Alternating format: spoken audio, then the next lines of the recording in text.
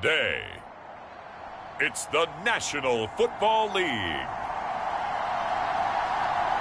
It's Week 6 of the NFL on EA Sports.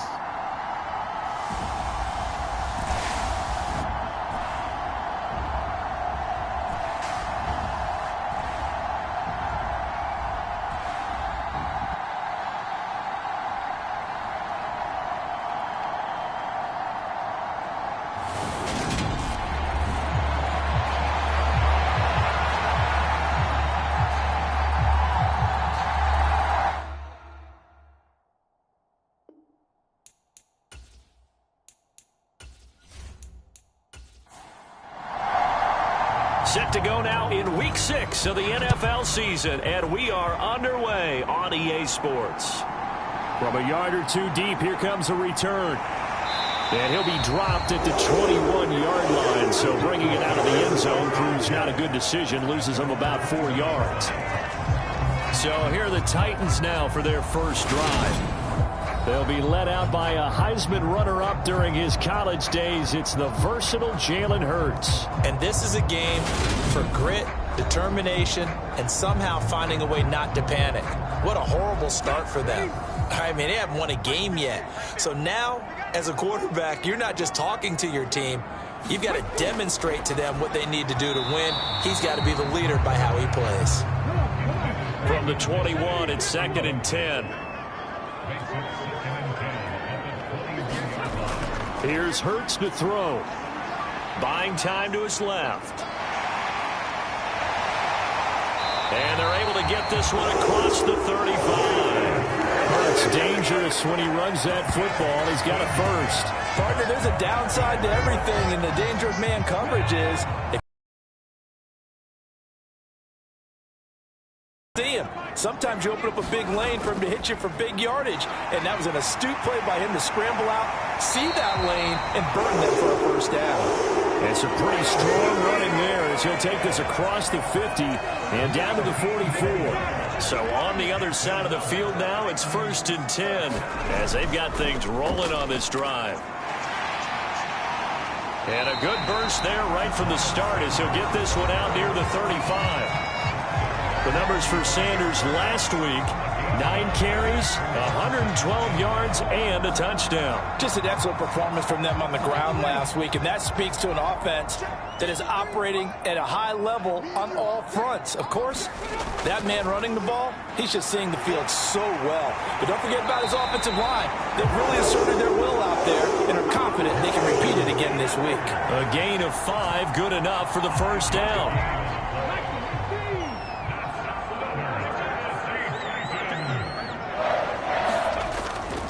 Another run here with Sanders. And he's got it down to the 28.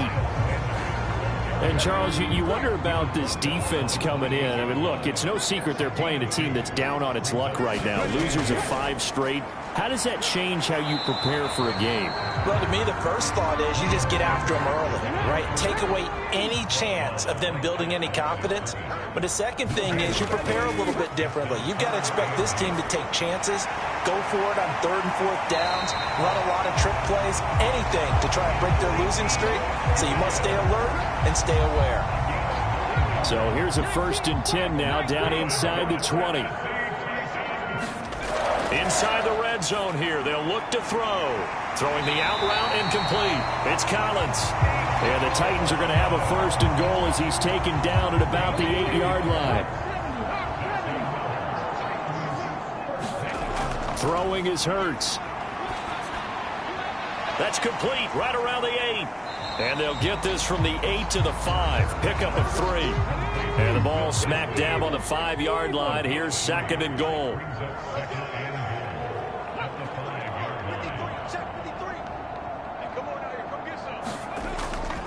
Inside give to Elliott. And he's going to get him about 3 yards closer. He's down to about the 2. Driven it down the field nicely here on the opening drive, and now it's put up or shut up. No doubt about it, because to make that type of a drive and ultimately kick a field goal would feel very disappointing. But I'm just wondering, is the head coach thinking, is this 4-down territory? Might he go for it? Sanders. And he'll go backwards, losing yardage to the 5. Not at all what they envisioned on third down. 3 yards in the wrong direction. That was well played there defensively. 2 tight ends in the formation, which essentially gave them 7 blockers up front.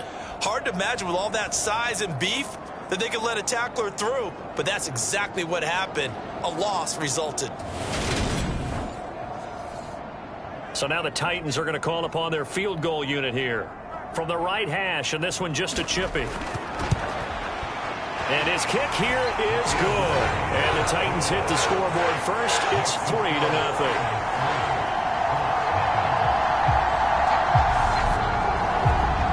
So a long drive gets them down inside the 5, but ultimately they settle for just the field goal. And I have to think that if maybe they were a yard closer, that would have made their decision tougher, and I think they likely would have gone for it. But in this situation, they just decided to take the 3, and I think it was a smart move. So now the Colts will get their first opportunity with a football. And they will be led out by their signal caller in his 2nd year in the NFL now.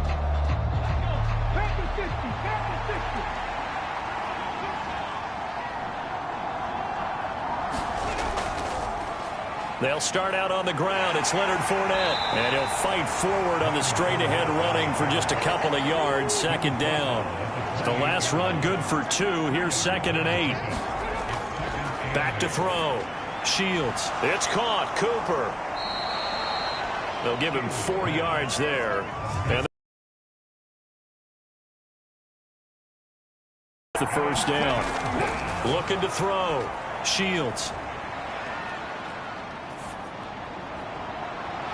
He's got a man. It's his tight end. That's complete. He's got the first down and more. He's got this to the 30 before being taken down. That's a gain of nearly 40 yards on 3rd and medium to pick up the first. A very early momentum changer there. Actually a dream killer for the defense because they forced a 3rd down. Felt like they had a good chance to get off the field defensively, and then they got hit with that big play.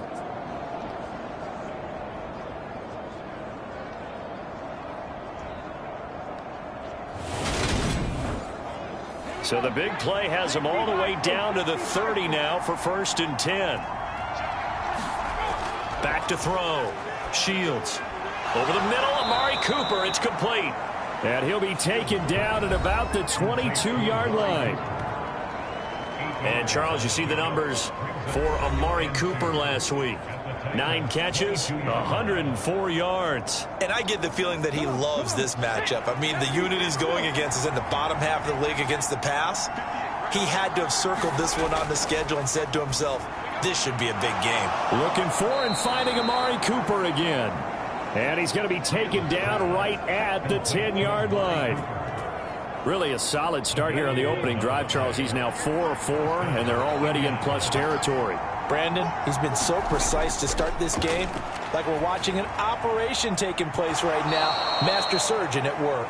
And he's able to get this down to the 5-yard line before he's out of bounds. They'll stick with the passing game as he looks to throw. And he just chucked that one out of bounds, out of everyone's reach. Maybe a wise call not to take a sack in this part of the field. It brings up 3rd down.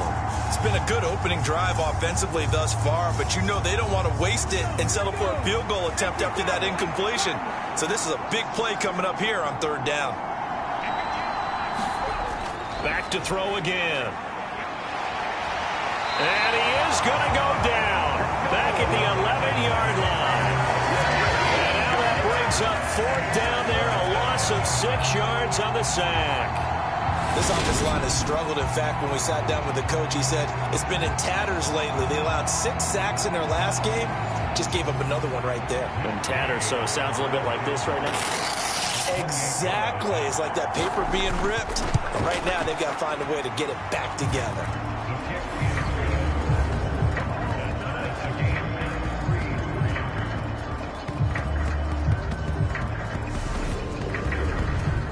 So he's been automatic to this point of the season, and he connects on the field goal there.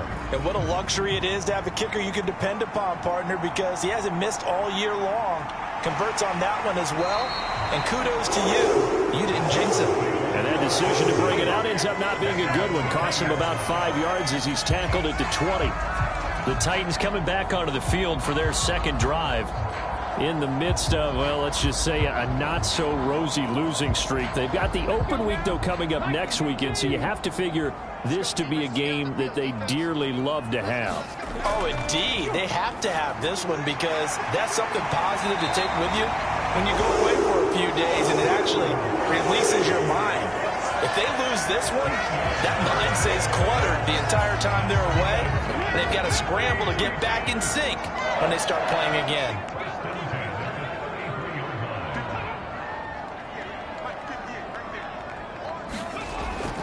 On 1st and 10, it's Sanders. And he stopped immediately there. Calling no gain on the play, and it'll be second down. Hurts. That's complete to Disley, the tight end. That'll leave them with a 3rd and 2 coming up. They got 8 yards there. They'll come to the line, needing only 2 yards to gain the first here. Hurts sets up to throw it. And that is incomplete. Well, they've got man coverage on the outside, and my scouting report on these DBs tells me that they love to take matters in their own hands. They want man coverage, not zone. And there was good coverage there that forced the incompletion. We'll call that a punt of 38 yards officially. And the Colts will go on offense here, 1st and 10. Second drive coming up here for the Indianapolis Colts.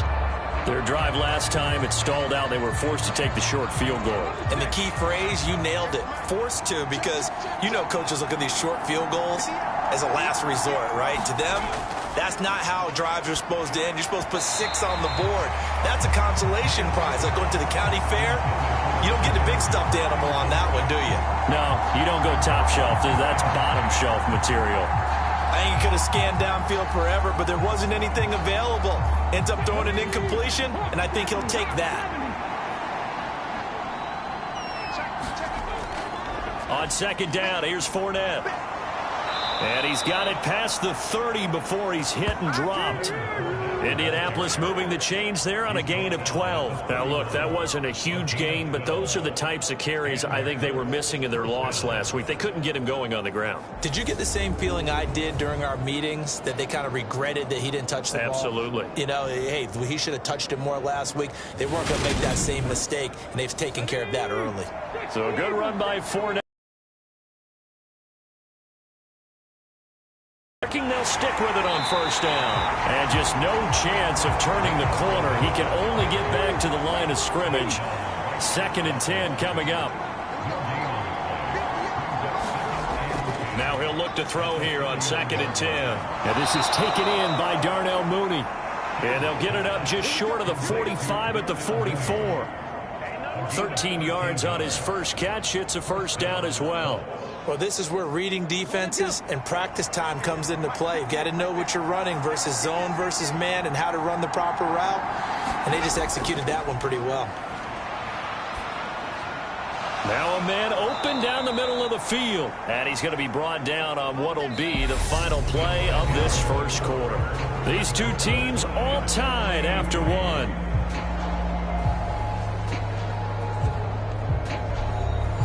So operating from Tennessee territory now. Here's 1st and 10 at the 42-yard line. Looking to throw. Shields. And he's got the speedster Goodwin. Touchdown, Indianapolis. Marquise Goodwin, his first touchdown on the year. And the Colts have taken the lead. A nice throw there by the second-year quarterback. And I don't believe that was the kind of play he would have made as a rookie, because usually your rookie season is a continuation of your college days. A lot of one read, and if you don't have it, you just take off and go. Now he's settled in the pocket a little bit more, reading the field and getting to a second and sometimes third progression. That was a nice play. Extra point by Gay is up and good. And the lead is now 10-3. So the drive there took 6 plays. And the result for the Colts is a touchdown. Taken at about the 1. And not much happening on the return as he'll get this to about the 23. comes Tennessee as they get set to take the field. Well, partner, fast forward with me for a second. Remember, next week they have the open week, so they're going to get some extended rest. Does that change how they manage the rest of this one? I think it does a little bit, but not by too much, because you're right. You get the extra rest, you get a chance to heal up and kind of, do a little bit of a reset for this team. But it's also 7 extra days to think back to the last time you were on the field. So now, a little more importance on what they're getting done because they carry it with them for essentially 2 weeks. Second down, here's Jalen Hurts. Got this complete to Jahan Dotson.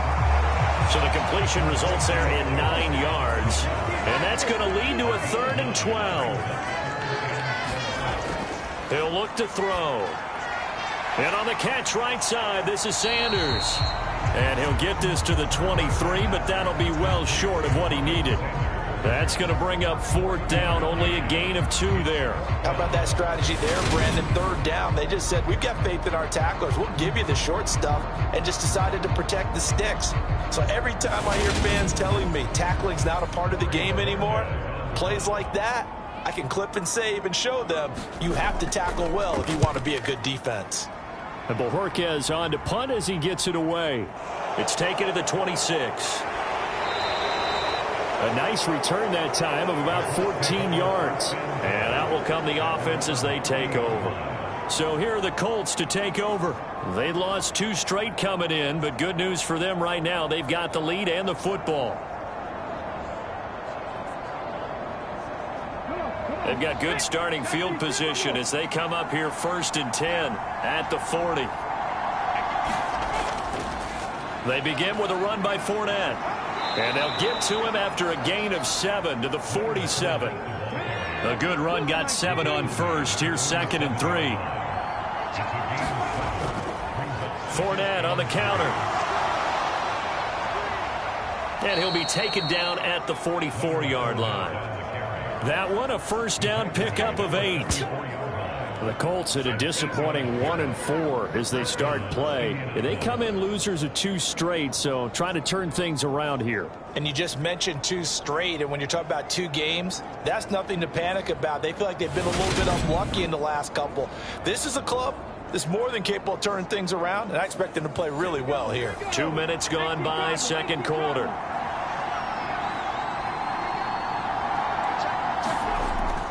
Fournette, a 1st down carry. And he's going to be stacked up right at the line of scrimmage. Nothing there for him. 2nd down. Now they'll switch it up here and look to throw. That's complete to Mooney. And the tackle going to be made at the 38. Never make the mistake that the slot receivers, especially the little guys like we're watching here, are just quicker than fast. A lot of them combine quickness and speed, and they catch a lot of footballs, as we just saw there.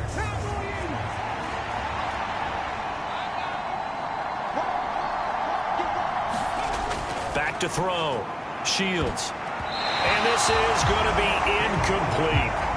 So now they're going to send out the field goal unit to, as they say, fire away from long distance. Oh, they flip it to the kicker. He looks like he's going to throw it. And the gamble fails. It's incomplete. It would have been a long field goal. The fake doesn't work out. And as a result, it'll be Titan football on the turnover on downs. Good starting field position for them as they come up 1st and 10 at their 38. They'll come out throwing here to start the drive. This pass hauled in by Dotson. And they're able to work this across midfield to the 48.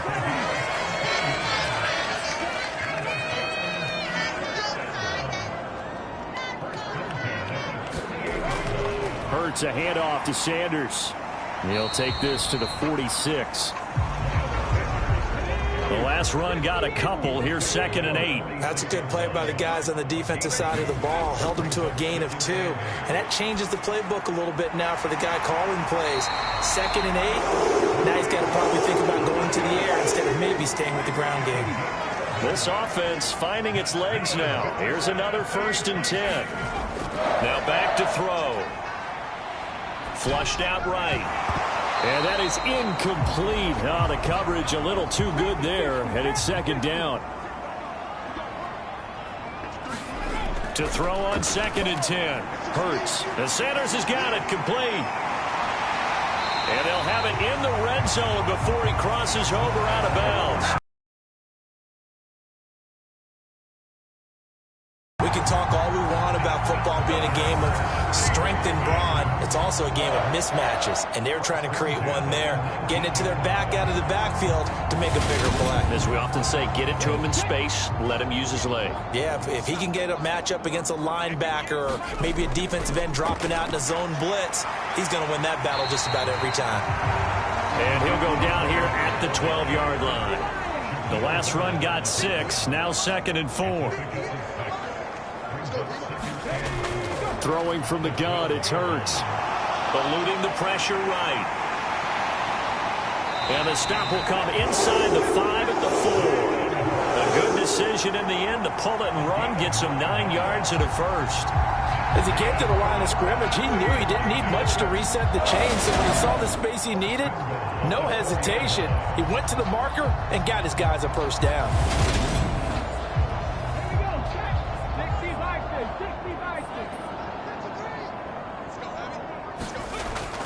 They'll run with Sanders, and he gets halfway there from the 4 to the 2 on a gain of 2. From the 2 now, 2nd and goal. From the gun, it's Hurts. And they're going to get to him, a sack. Sacked back at the 9-yard line. A big win there defensively on 2nd and goal, a loss of 7, and it brings up 3rd.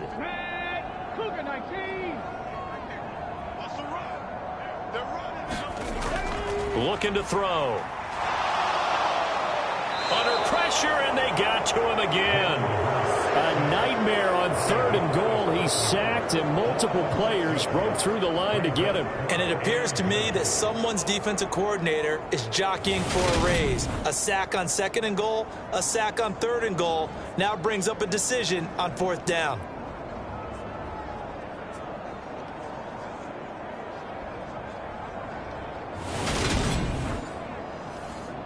So now the Titans are going to call upon their field goal unit here. This just 32 yards officially from the right hash.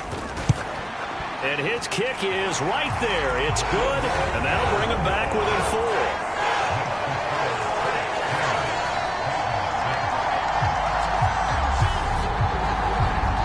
So they're able to end that drive with 3 points in this one-possession ball game. And ideally, you want to end every drive with points. Most quarterbacks would tell you, let's end it with a kick, right? A PAT, that's number 1. Field goal you'll take. Punts, you really don't want to do that. In this case, they'll take the field goal and get prepared for the rest of the game. The offense back out. There's the veteran bruiser, the running back Leonard Fournette. And we checked the rushing numbers so far here into Week 6, and the returns have been really good. Now, you're starting to hit that stride middle of the season toward the end. They're certainly hoping they can keep up this production. They are, because one of the adages in the NFL is that defense travels and defense endures even in bad weather, right? You know what else does? A good running game. And people want that, especially as you head down the stretch. You may play outdoors in some nasty stuff. You're trying to get to the playoffs. This is the time to get it going. And individually, I don't think you should just think about 1,000 yards either. The bar has to be set higher with this beginning.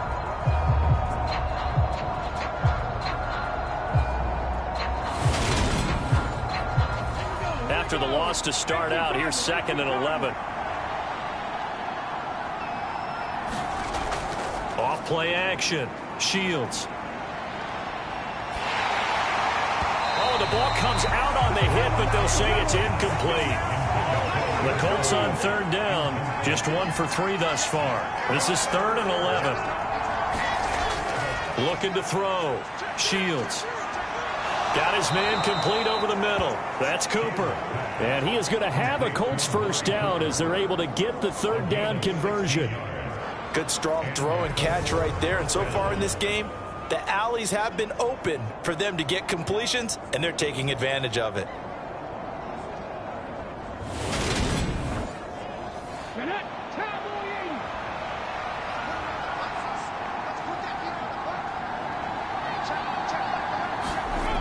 throwing on first down. Shields. Hunter Henry brings it in. 2 minutes remaining in this first half of football. Working with 2nd and 5 now.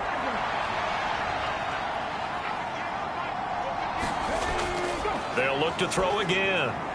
Over the middle, complete. That's Cooper.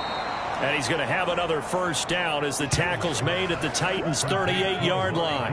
Another good reception there. The Colts on the march. So many times in my career I've heard coaches talk about completions are one thing, but as long as we're there at the catch and we get guys on the ground, we can live with that. But if you're going to give up 10, 12, 15 yards after the catch, then your defense is going to be in a lot of trouble. So here's a 1st and 10 at the 38. The throw on the quick slant going to be complete. And he's going to get this down near the 25. Again, he'll drop to throw. And he's got Cooper on the out route. That's complete. And he's out of bounds. Almost gets to the 10. They'll get 13 yards for the 2nd play in a row. That's the 3rd time on this drive that these two have connected with each other. They've got a real rapport going. And right now, it's paying off with big chunks of yardage, as shown by that last play. From down at the 12, it's 1st and 10. From the shotgun, he'll look to throw. And he's got him. Got his man on the end route. Complete. That'll go for a gain of 7, and that'll make it 2nd down.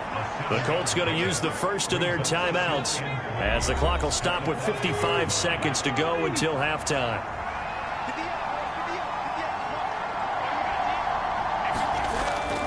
Looking to throw on 2nd down. Shields. And he just chucked that one out of bounds, out of everyone's reach.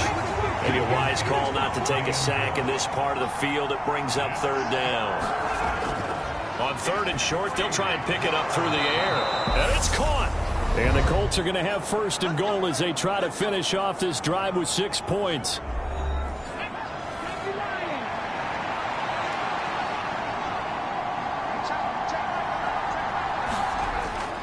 They'll try and run for it with Fournette. And they'll bring him down after just a short pickup. So they've been in the red zone 3 times, and it's yielded just 3 points. Can they find the end zone here on 2nd and goal? And he takes it in for a Colts score. A great effort there. His 2nd rushing touchdown on the year. And the Colts will extend their lead in the final minute of the half.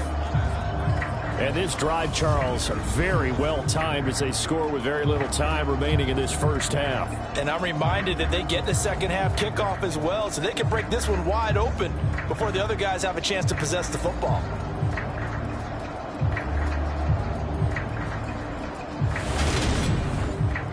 Here's Gay now to add the extra point.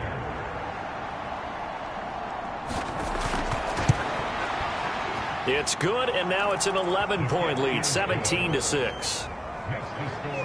That one in the books as a 12-play drive, and it culminates in an Indianapolis touchdown.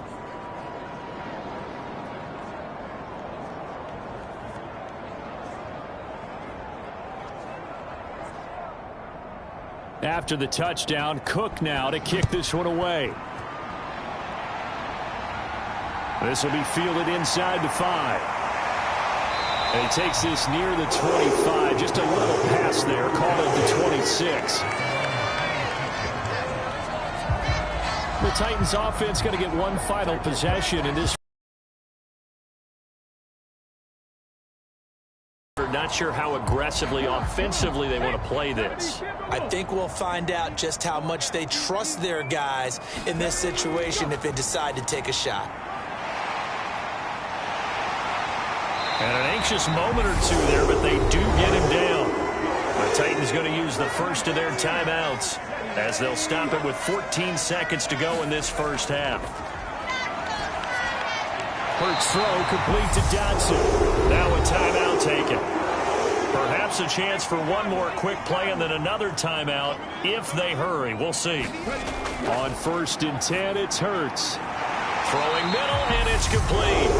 And this offense going to elect to burn a timeout with 5 seconds remaining in quarter number 2. Now with 5 seconds left, not really enough time to run another play and then stop it, so on comes the field goal unit. He's going to need a little mustard on this one. It will be a 51-yard attempt. And his kick is good. And that'll make this an 8-point game.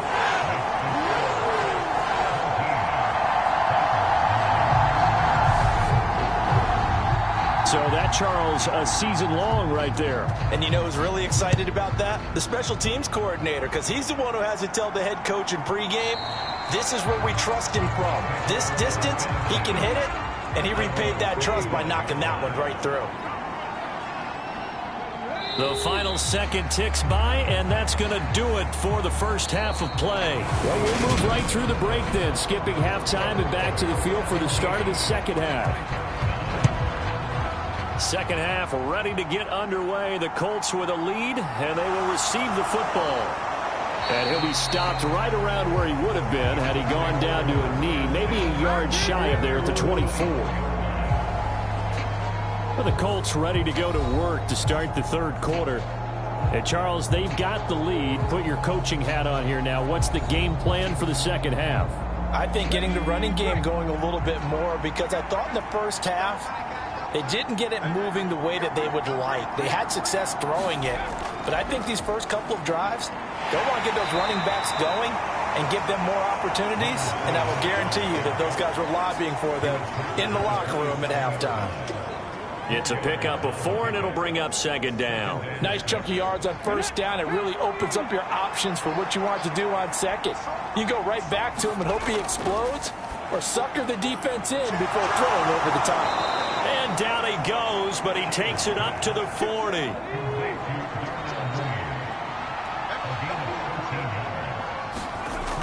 Now a play fake here on first down. And they get to him after a gain of 6 to the 46.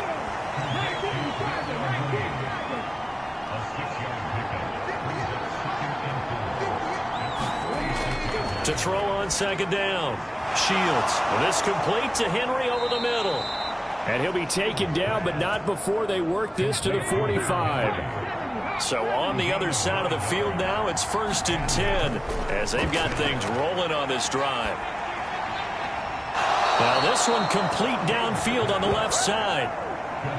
Line of scrimmage, the 31 now on 1st and 10. Fournette running out of the gun. 5 yards on the carry. Good pickup on first down. Oh, that was a thing of beauty right there. Look at how quick those blockers fired off the line once the ball was snapped. That was an O-line on a mission, all in sync, and the defense is lucky that play only picked up 5 yards. Second down, back to Fournette. And this carry not as productive. He's swallowed up at the line of scrimmage. And on 3rd and 5, this will be the 8th play of the drive. Operating from the gun, Shields. A pass underneath for Fournette. And he is going to have a Colts first down by about a yard as they find a way to convert there on 3rd down and 5. I'm not sure that was necessarily a safety valve or a check down throw on 3rd down. Sometimes just try and find the open guy and get him the ball. He did exactly that and found a way to pick up a first down. So here's a 1st and 10 now down inside the 20. From the red zone now, they'll look to throw. Nowhere to go here. He lost the football. It's picked up by the Titans. He's at the 40, 20, 10, and they're going to bring this one back. A fumble return touchdown for the Titans. So they were down by a touchdown, probably just hoping the defense could hold them, maybe force the punt. Instead, they force the turnover and take it into the house. Well, the plan was perfect. That's exactly what they wanted. Instead, they got a lot more than that. Big-time capitalization by taking the ball away and putting it in the end zone. And he'll get into the end zone, and those 2 points are going to tie the game. So a big play there. Not only the fumble return for the touchdown, then they get the 2-point try. And, you know, for the defense, though, They were just over there sitting on the field. They had to rush out to try to defend that. You know what's funny? They actually practice situations that they call sudden change when the team turns it over. I'll guarantee you no one practices a fumble return for a touchdown like that, and now someone goes for two. Really good strategy by them putting them in that situation. And the tackle going to be made right there at the 25-yard line. Here comes the Indianapolis offense now as they get set to take over. And that last possession, really a gut punch. You seemingly had it working. You were in the midst of a very strong drive. Then suddenly the fumble, and you're watching the back of a defender's jersey as he brings it all the way in the other direction. There's not much more I can add to that. I thought you summarized it perfectly, partner. You've just got to regroup and start putting another drive together. That's all you can do. They'll start this drive out on the ground. And he maneuvers up the middle for 3, and it's second down. 3 yards on that last carry. Here's 2nd and 7. Off the play fake. Shields. That's complete to a speedy wideout Goodwin. And they'll get it up just short of the 45 at the 44. 16 yards to pick up there. The Colts have a first down. And that's a more than acceptable read right there because it's zone coverage, so timing is everything. This time he waits for his man to come open, puts it right on him, and they pick up a first down. Here we go. 60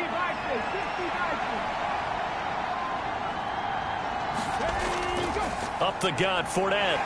And he'll power ahead, but only for about 3 yards. Second down coming up.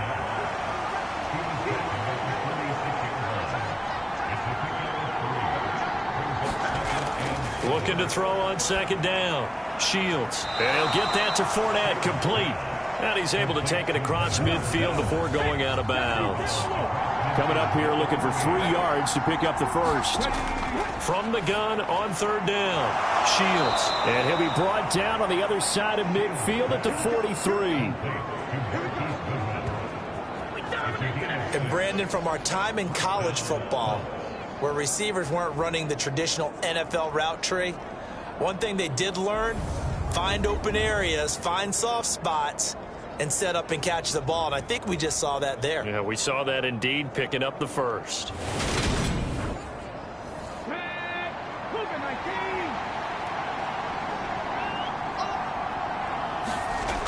They go back to the ground now with Fournette. And he'll fight forward on the straight-ahead running for just a couple of yards. Second down.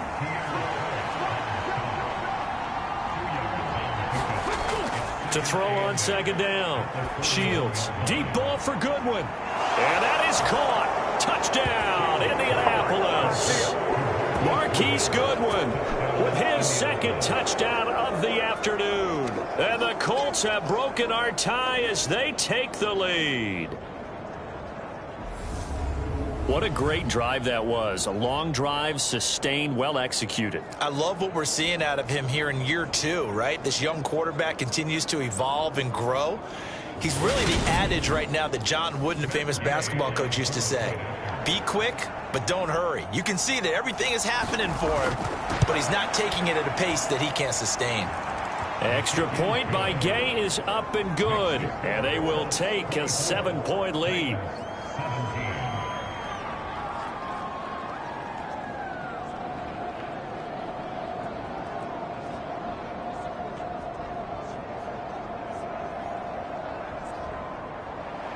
After the touchdown, Cook now to kick this one away. Taken in at the 3. And he brings us out past the 20 to the 24.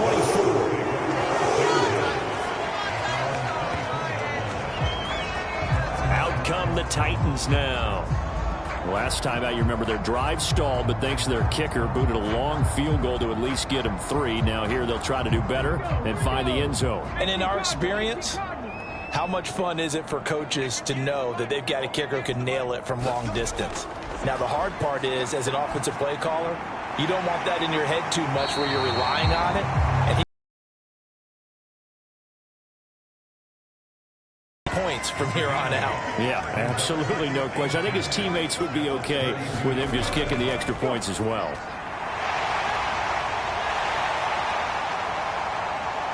And he'll be taken down, but not before they work it across midfield.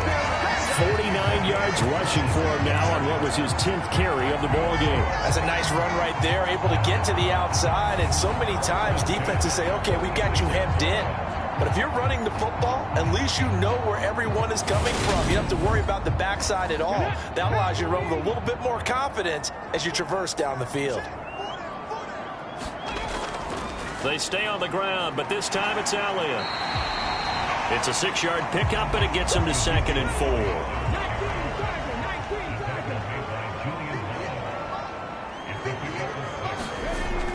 Sanders here as they run out of the gun. And this winds up a pickup of 2, maybe 2.5 to about the 39.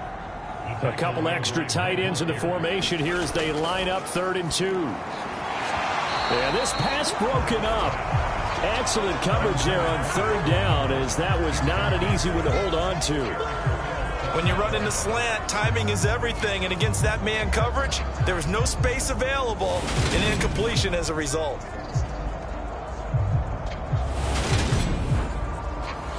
So coming on now is the field goal unit. They're going to try for 3, and he'll need all the leg he's got here. This will be from 56 yards out. And that is no good. And this will stay at a 7-point game.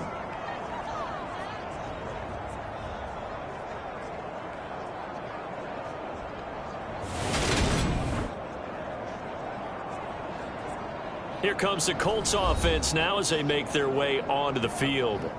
The offense coming back out here. Plenty of energy, ready to roll, looking to just add to what they have been doing after scoring a touchdown, Charles, their last time out. And that's a great feeling to have on the sideline, partner, knowing you just won the battle against the opposing defense. And since they came off the field, I'll guarantee you all they want to do is get back out there because they know they have the upper hand on that defense right now. So the completion good for 7 there, and that'll bring up 2nd down.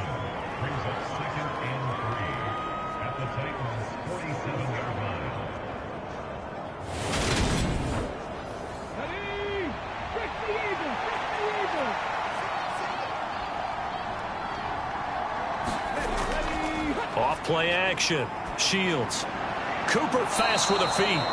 And he'll be taken down here just shy of the 30. I'll tell you what, a lot of those mid-range throws have been available because sometimes teams get too concerned about the deep ball and they leave too much space in front of them. And these guys have been taking advantage so far. Line of scrimmage, the 31 now on 1st and 10. Running left, it's Fournette. And he's going to get a solid gain of 9 before being brought down. 2nd and right at a yard. The last run got 9. That leaves him with 2nd and a yard. They'll run it again with Fournette. And he'll get it down this time to the 17. A gain of 5, good enough for the 1st down. Well, you certainly have to give a little credit here because they're playing this game now at their pace. This is ball control football, sustained runs, taking their time and making it work. And this nearly an interception, but it's incomplete. Well, a turnover really would have helped him there, but not to be. 3rd quarter of a tight football game as we come up on a 2nd and 10. Inside handoff now to Fournette. And he'll be stopped after a gain of only a couple down to the 15-yard line. 7th play of the drive forthcoming on 3rd and 8. Back to throw. Shields. Open man here, the tight end Henry. And the Colts are going to have 1st and goal as they try to finish off this drive with 6 points.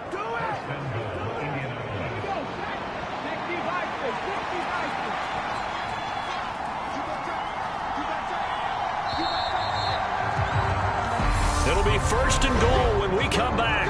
You're watching the NFL on EA Sports.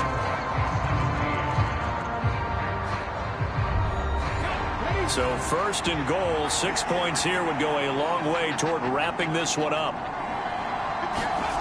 Looking to throw. Shields. Now he's got his target. It's caught for a Colts touchdown. Marquise Goodwin. His 3rd touchdown of the season, all coming in this game. And the Colts look like they're about to put an end to their 2-game losing streak as they add on to their lead. Gay is on for the point after.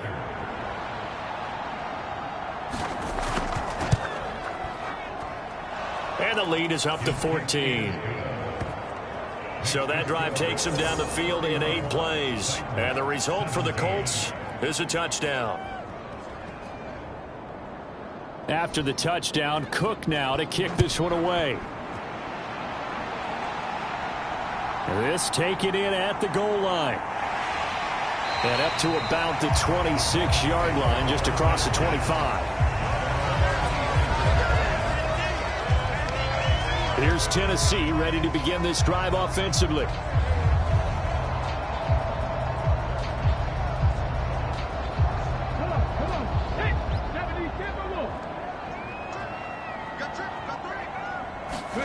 They'll throw on first down with Hurts. And this throw a bit late as he couldn't reach back for it. Once again, they'll come up on the 26-yard line, 2nd and 10. Back to throw. And this throw incomplete. Well, the defender all over him that time, but it's going to lead to 3rd down.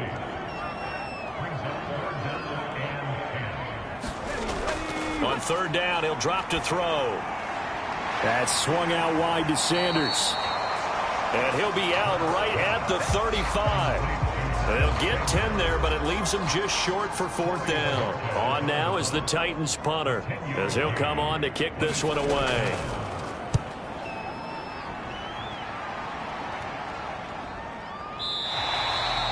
It'll be a net of 39, 41-yard punt, 2 on the return. And it will be 1st and 10 as they take over. And now Indianapolis set to take the field. Well, there are 2 scores on the plus side. Still time here in this 4th quarter, but maybe you start thinking about playing keep away? Yeah, I think here's the situation. You're not thinking touchdowns anymore. You're just thinking first downs. To keep up with your theme there, playing keep away, first downs, they can't touch the ball. And this is going to be a Colts first down as he's able to take this up to the 30-yard line.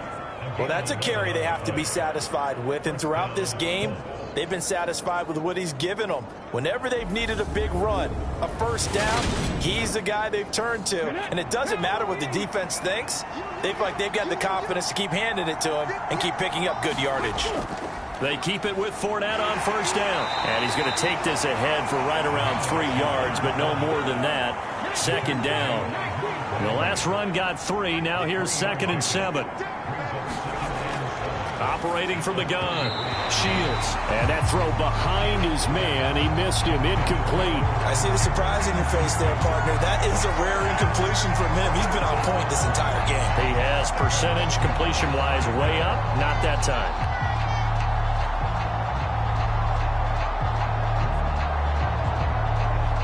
The Colts on 3rd down. They've hit on 6 of their 8 tries. Very good. This is 3rd and 7. A bullet throw, but incomplete. Here's Logan Cook now. Always a good sign when your first punt comes in the 4th quarter. And last week in the loss, 5 punts as he gets this one away. That'll be a 41-yard punt, just 1 yard on the return. And it'll be Titan football. And here comes Tennessee as they get set to take the field. Their defense was able to force the punt. That's the good news. But this is still a 2-score game, and they need points on this drive and in a relatively quick manner.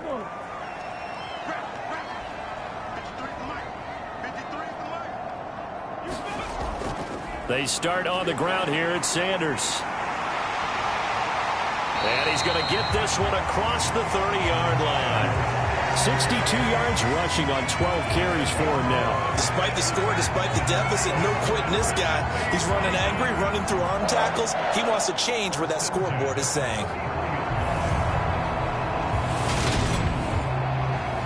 So they'll come up 1st and 10 now from the 33. They'll set up a throw. He'll go underneath here to Elliott. And he'll lose yardage. Brought down at the 32. He was unable to shake free there, and they'll cover him for a loss of a yard. 4th quarter, every drive so critical, and you figure may only get one more shot after this, so a touchdown's imperative on this drive. It is, but you also have to think to yourself in play calling, don't hold anything back. Don't save it for the 2nd touchdown. You got the 1st one for the 2nd one to even matter. To throw again on 2nd down. Hurts right back to his running back, Ezekiel Elliott. And we see another pitch and catch there to the running back. This position just continues to evolve. They've become just as critical to the passing attack as a lot of receivers, tight ends, because their ability to make people miss in the open field can really generate big plays for an offense. Fifth catch of the afternoon, and that gives him a first down. And in a two-score game, obviously, every play, every third down, like we saw there, magnified, big pickup. It was a huge pickup. What they really want, though, is to not even get to third down. They've got to maximize time and conserve as much as possible. 2 first downs have him up near midfield now on 1st and 10. Here's Hurts to throw. He'll get this out wide here to Elliott. And down he goes at the 49, a 3-yard pickup. You got the big lead defensively. Willing to give him that underneath stuff, right? And this is why you work on your tackling. Tackle them after the catch, inbounds, keep the clock running. Just go ahead and bleed the game out that way. Dancing to his left. And he'll be tackled on the other side of midfield at the 46-yard line. 7th play in the drive now as they come up on a 3rd and 3. Throwing is Hurts. It's caught over the middle. Hooper. And they'll get him to the ground. He has another first down at the Colts 36. Give him 10 yards there as this offense is on a roll. This drive continues to play. A field goal is not going to do them any good. My guess, they're going to press the ball downfield as far as possible, try and throw it into the end zone and get a score because they know they've got to get that done and get the ball back as quickly as possible.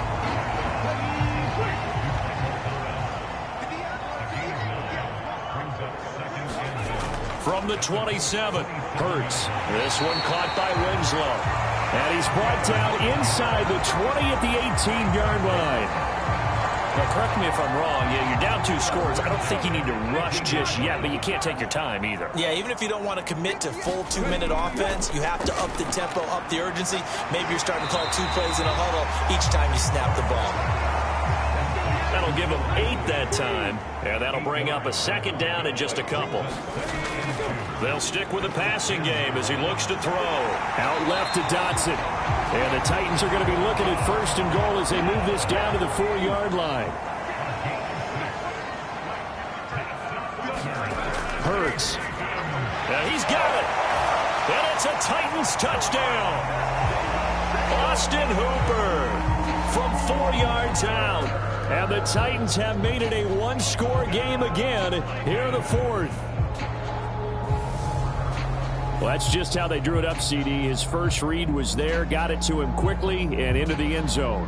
Absolutely excellent execution by all involved. And the coordinator, got to give him credit, found the perfect play call. Quarterback let it fly as soon as the target came free, and his guy made a nice catch. Just how you draw it up in practice and then execute it in the game. Extra point right down the middle. And now things get a bit more interesting here in this 4th quarter.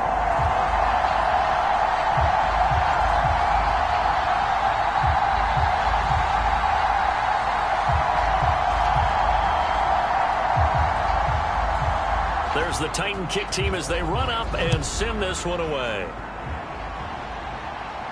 Taken in at the 3. And a good return as he'll be stopped just shy of the 30-yard line.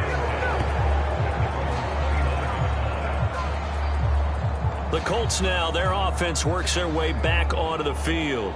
After the touchdown we just saw, we have a brand-new ball game. And now look at the situation. You got plenty of time on the clock. Defensively, they have 3 timeouts. So do you run the football here or do you throw it? I think you have that full conversation with your offensive unit, and you tell them, here's the situation.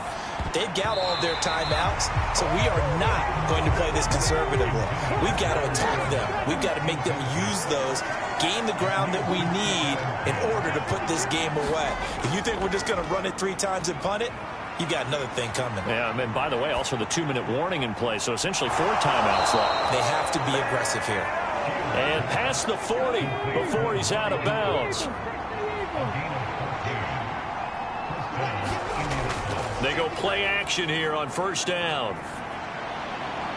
They'll swing this out to Fournette. And he's out of bounds just before the midfield stripe at the 49.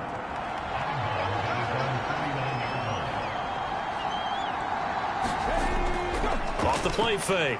Shields. Complete. Hunter Henry with a grab. And he'll be brought down on the other side of midfield at the 43. Tell you what, he's been able to put the ball in some tight spots all game long. That throw, no different. Yeah, a lot of people would call it a gutsy type of a throw. I think he looks at it as, I can do it, so it's not that big of a deal to me, and I'm going to keep firing.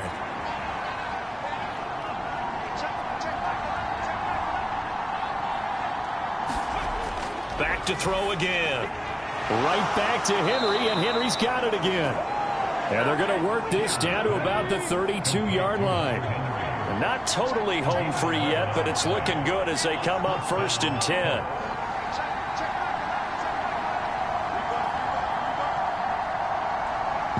Fourth quarter, down to the final 2 minutes, and we've got a one-score game.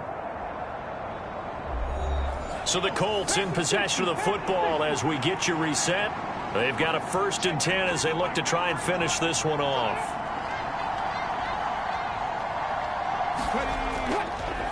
A handoff to Fournette.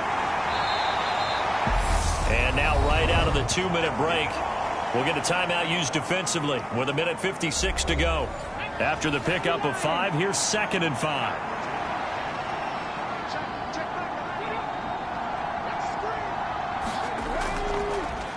Again, it's Fournette. And he'll take this down just shy of the 25-yard line. Now Tennessee going to use the 2nd of their timeouts. That'll leave them with just 1 remaining in this 4th quarter of play. From the gun on 3rd down, Shields. And they're going to get this down inside the 20. Now the defense will burn their 3rd and final timeout. And they'll be disappointed to have to burn one there after giving up the 1st down. And they will take a knee here. 2nd and 11 now.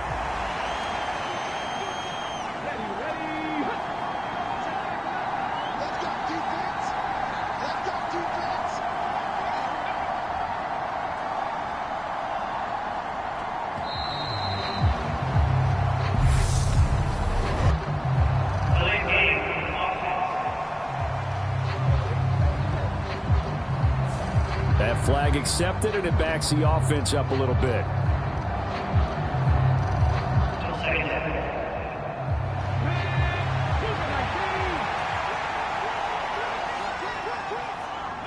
The Colts in victory formation now as they take the knee.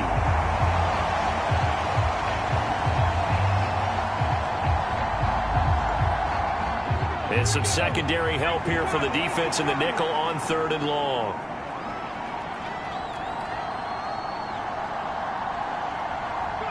So he'll take a knee here to wrap this one up, and he's going to want to keep that game ball. He was sensational.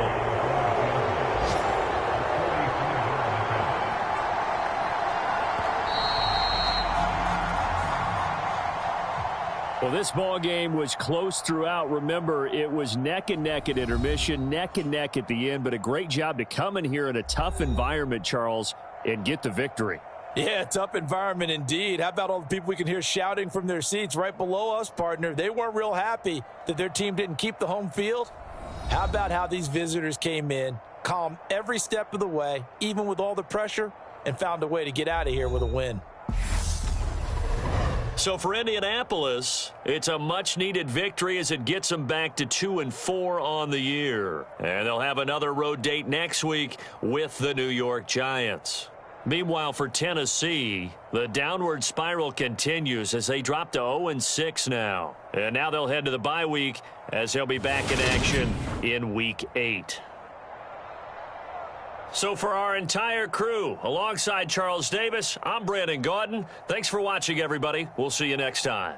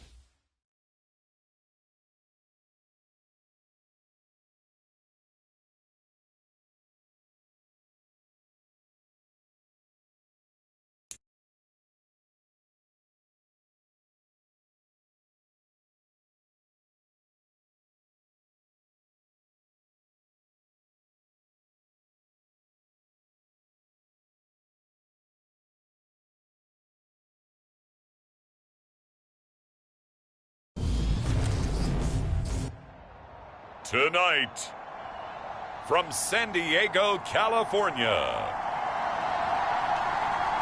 it's Week 12 of the NFL on EA Sports.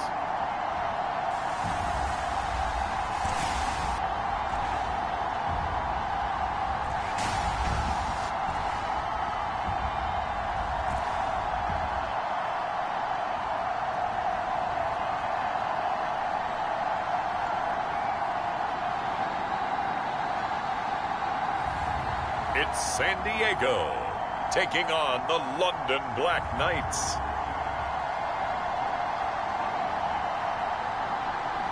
EA Sports coverage of the National Football League is on the air. Tonight, we write a finish to Week 12 with a good Monday night matchup between the London Black Knights and our home team.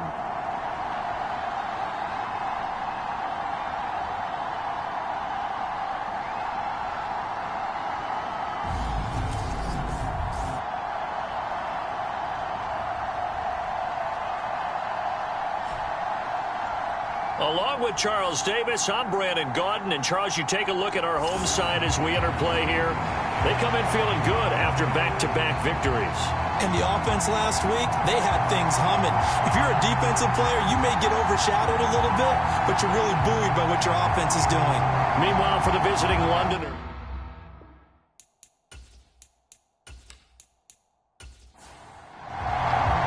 the final playoff push is upon us. It's Week 12 of the NFL season, and we're underway on EA Sports.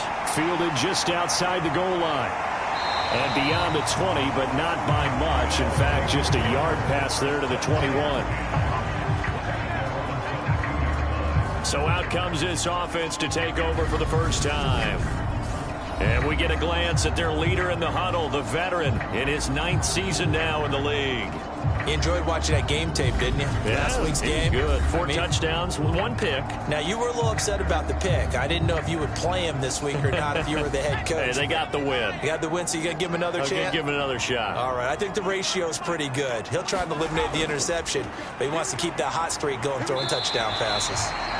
And he'll take this ahead for about 4. 2nd down coming up. And look at the numbers for Harris in last week's game. 17 carries, 71 yards, and a touchdown. They're coming off of back-to-back wins, and I think a lot of credit belongs to this guy right here because, to me, he's not only carried his weight, he's carried a few other guys along as well. He's helped draw defensive attention away from not just him, but open things up for his teammates, too. So if this winning streak is going to continue to have some legs to it, he has to remain effective and put together another nice game. Trying to pick it up on the ground with Harris. And that one going nowhere from the start as he's met in the backfield and goes backwards. A loss of a yard, and it brings up 4th. So opening drive, 3 straight runs, unable to pick up the first. I know the fans want to see first downs, but guess what? The coaches have reasons for what they're doing. Sometimes they've scripted it, and some of these runs, while they haven't been successful now, they may be successful later on.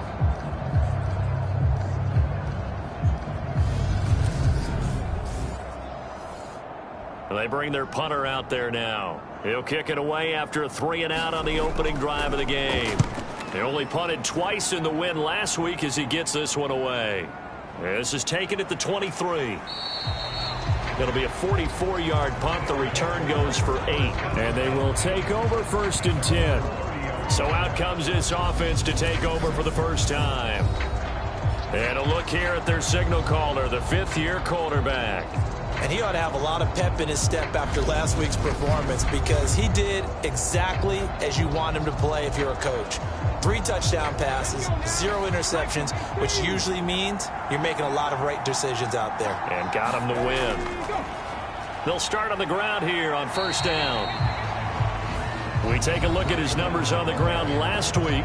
North of 100 yards, the 2 scores. And, you know, you got to give a lot of credit to the O-line. We talked a lot about him, but offensive line was good, too. They're obviously in sync with each other, whether it's zone blocking, power running game, no matter what. He understands how to read them and find the creases that they provide. Off play action. Middleton. Can't get away, and he's taken down. They'll wind up losing a full 9 yards here on the sack. Now it's third down. That's a ball he needs to.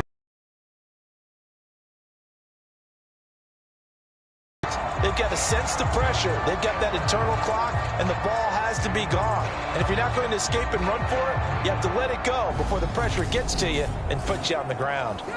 And it looks like we've got a dime set here defensively. 6 DBs in the game. Back to throw. Middleton. That's complete. It's Elijah Moore. 14 yards is the pickup there, but it'll still lead to a fourth down.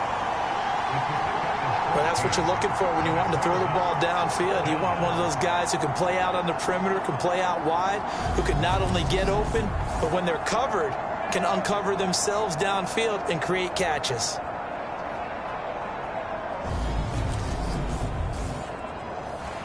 Blake Gillikin on to punt now on fourth down.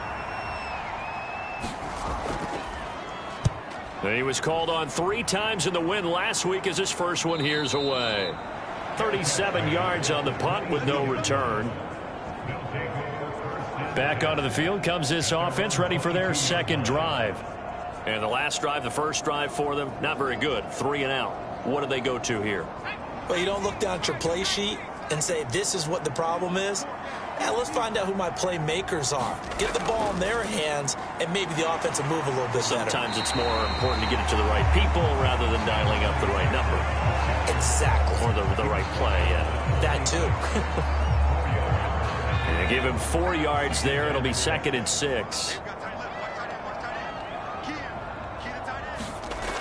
Now McCoy. Out to it. And he's going to have to eat this one as down he goes.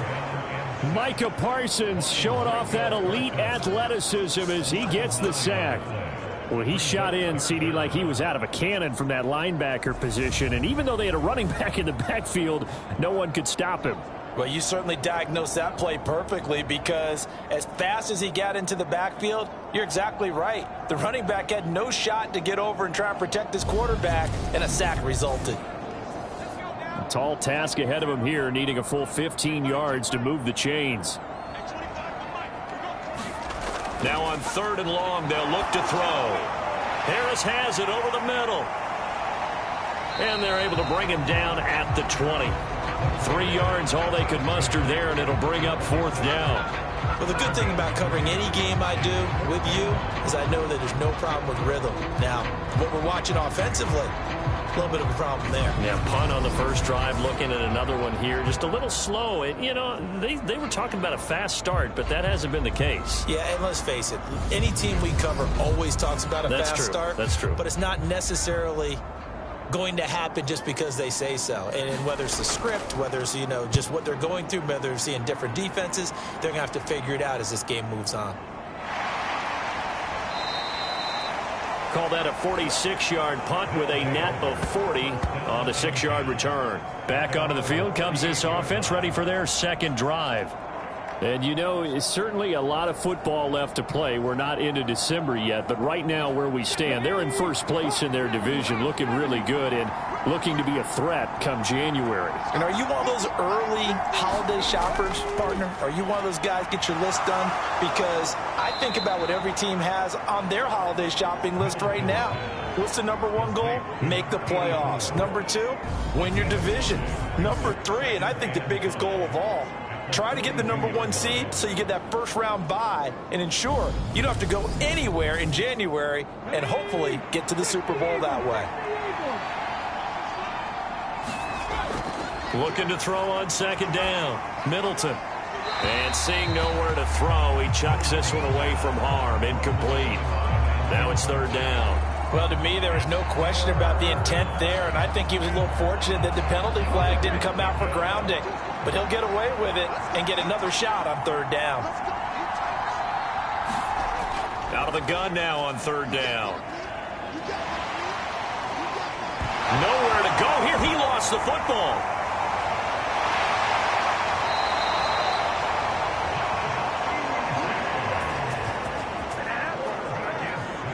Points 1, 2, and 3 in their defensive game plan was to get to the quarterback and knock the ball free. They did it there. Luckily, offense hangs on to it. Yeah, that's got to serve as a wake-up call, though, because they can't afford to let the ball go over to the defense and miss opportunities. And I'm not saying it happened here, but you know what a good rule of thumb is when a play like that occurs? You know who usually recovers it? The guy who missed his block and let his quarterback get hit.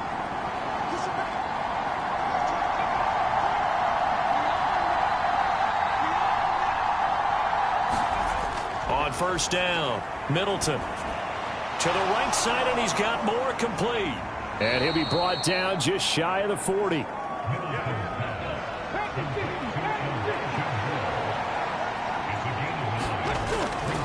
On second down, Harrell. And he'll get it down on the play to the 37. A gain of 5, good enough for the first down.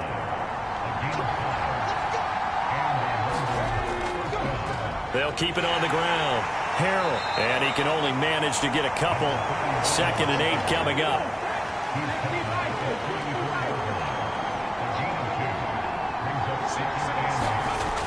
To throw on second down. Middleton. Man open. He's got it complete to Cortland Sutton. And he'll be marked down at about the 26-yard line.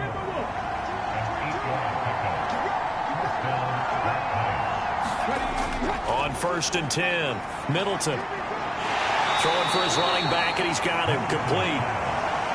And they're going to move it down to inside the 25.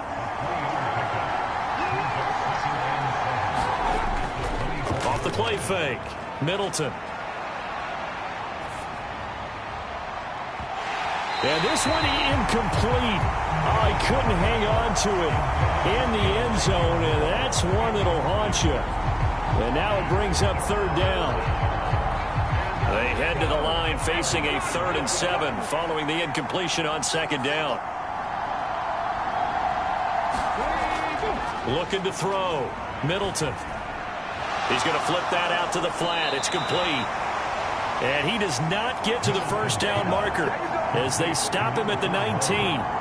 He did his best to just get 4 out of that, but not enough. And now 4th down. We can make this one pretty simple. Locked up all of his progressions downfield, forced to get it to his running back. But how about the way they ran to the football and knocked him down to force a 4th down?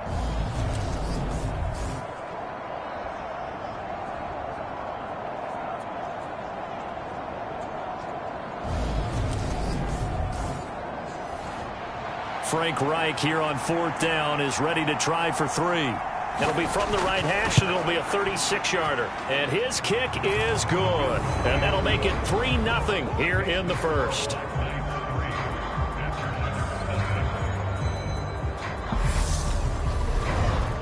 Well, a close game like this, obviously you want the touchdown, but certainly they will take the 3.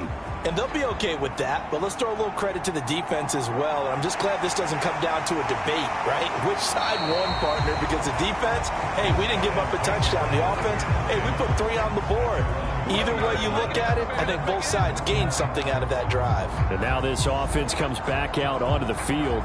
Still in the first half, but this offense has struggled. Haven't really been able to get anything going, not only in the points category, but in the yards category. Let's see if they can do better here on this drive. Here's McCoy.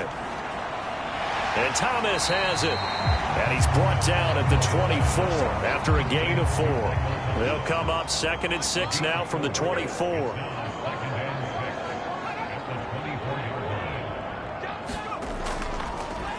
Harris running straight ahead. And he is met quickly in the backfield. Down he goes, folded like a lawn chair. They'll wind up losing 3. And now it's 3rd down. We think, Brandon, I like the intensity this defense is showing right here in these first few drives. They're not just holding the line because they're doing their job, but they're doing more than that, aren't they? They're getting a nice push into the offensive backfield. And a great example right there for the loss on the tackle. They'll come to the line here needing 9 yards to pick up the first. To throw on 3rd down, McCoy. Oh, this will be incomplete. The rush gets home just as he was letting that go. That could have been worse. Instead, it's 4th down. And he's getting a workout here in this first quarter as he gets it away. A well-hit ball there. 50 yards on the punt, 3 on the return. Now this offense back out and set to go for their next drive. They've got a 3-0 lead and the football as they start 1st and 10. Let's go now. 19,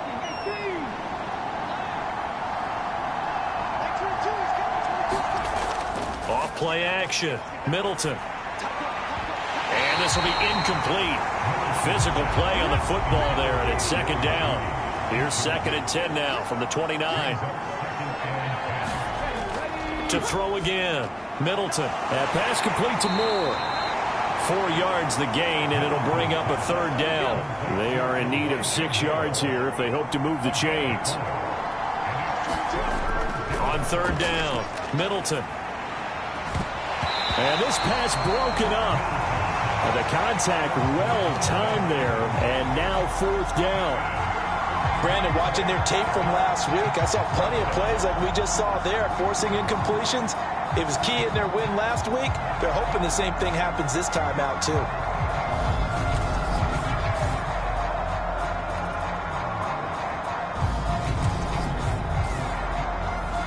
Blake Gillikin on to punt here as he'll send this one away.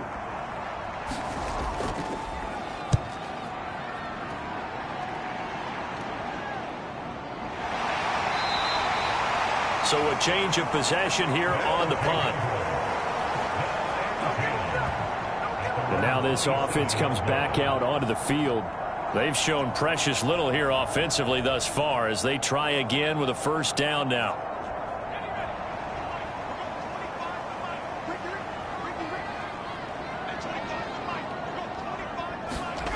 Throwing to start the drive. McCoy. And that'll be knocked away. It's incomplete. So these two teams faced off earlier in the year, right around mid-season, back in Week 9. And it was the visitors getting the win there, so they'll be looking for the sweep back here at home. After the incomplete pass, here now is 2nd and 10. Operating from the gun. McCoy. That's swung out wide to Harris. And he takes us beyond the 35 before going out of bounds.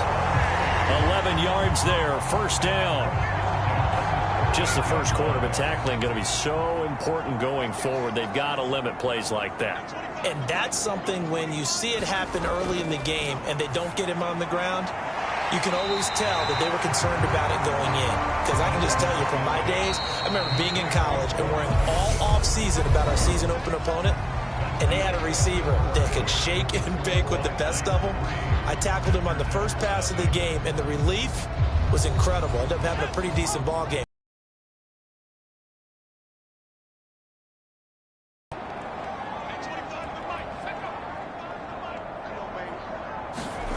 Looking to throw again on 2nd down. McCoy. And that'll be incomplete. We do have a penalty flag down, however. Let's see what that's about.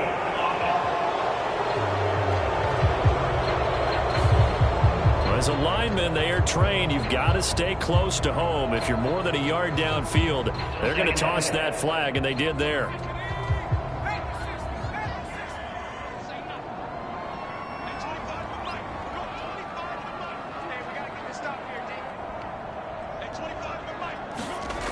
Looking to throw on 2nd down. McCoy. This is complete to Michael Thomas. And they'll get him down on the other side of midfield. This offense finding its legs now. Here's another 1st and 10. Operating from the gun. McCoy. It's brought in by Harris. And he'll be brought down just shy of the 40. Just about every quarterback is trained to really look downfield first before you come back and make a nice, safe throw. And in this case, that's exactly what he did. Found his running back, let him create some space, and it turned out to be a nice play for the offense. And he'll get it down on the play to the 37. Line of scrimmage, the 37 on 1st and 10. Off the bootleg. McCoy under a heavy rush, and down he goes. That one will set him back nearly 10 yards here on 1st down on the sack. Well, they tried to put him on the move, and the whole idea of doing that by bootlegging him out of the pocket, is to freeze the defenders and gain an advantage, but they didn't bite at all on that one. Saw it the whole way and did a nice job getting him on the ground before he could get rid of the football. And they need to work to at least get some of this yardage back after the sack. 2nd and 19. They hand this off to Harris, and he's going to get this one down near the 45-yard line. A minimal gain there on the 8th play of the drive. Well, they certainly had success throwing the ball on this drive and not as much running it as we just saw once again on that last play. Stopped after a very short gain. But I wouldn't abandon the run totally, because otherwise, pass rushers just tee off on your quarterback. Makes it very, very difficult for him in that situation. Here we go. Throwing on 3rd and long. McCoy over the middle into the hands of Michael Thomas. And he'll be taken down well before the first at about the 36-yard line. A gain of 8 there on the play. And that'll bring up 4th down. So much about this game is just understanding situations and then having to execute, isn't it? Guard the first down sticks. Don't let them get there. And they rallied and made the tackle.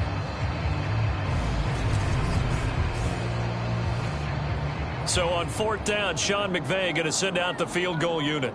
And quite a bit of pizza in this box. It's a 53-yard attempt. And this is right down the middle as he puts it through. And that will tie us at 3-3.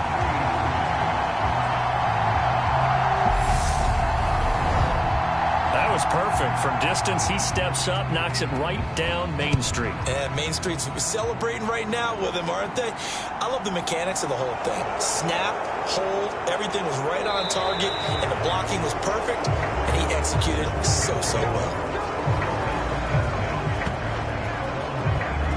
Now this offense back out and set to go for their next drive. It's been very much a slow start for them. 3 drives and just the 3 points, CD. Yeah, if you're into the points per drive ratio, that answer is 1. And that's not going to get it done in a ball game. They've got to find a way to finish these drives in end zones, not having balls go through goalposts. 5 yards is the tally on 1st down. That brings up 2nd and 5.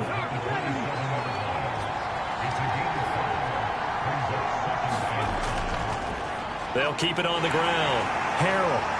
And he'll get a couple up to the 29. The offense on 3rd down tonight, they've only converted once in 4 tries. This is 3rd and 4. Back to throw. Middleton. And he's got his big tight end here. And he'll be taken down, but he does have 1st down yardage. That one goes for 8 yards. And the tight end is certainly a position built to move the chains because they can control space underneath. If they've got good hands, then, of course, they're a dynamic target. But one other thing is they're right in the sight lines of a quarterback on just about every play. And that makes it easier for the quarterback to pick him out and deliver. Throwing on 1st down. Middleton. He's got the connection to Moore. And that'll be good for 8 yards to the 45.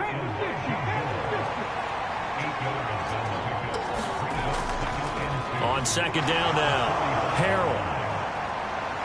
And he'll get it out a couple yards shy of midfield at the 48. They'll get 3 as the drive continues. It's a 1st down. I think they like this drive a little bit better there, partner. Running game helping out, picking up some of the slack. Because remember, the last drive they went 3 and out.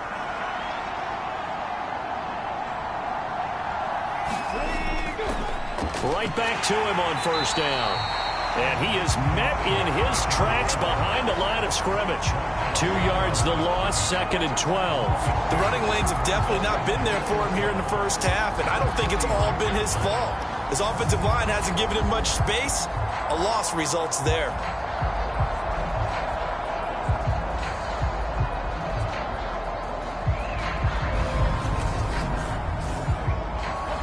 So the 1st down run lost a couple. Now they come up 2nd and 12. Looking to throw. Middleton. And he fires one that's intercepted. The 20. And he will take this one home. It's a touchdown.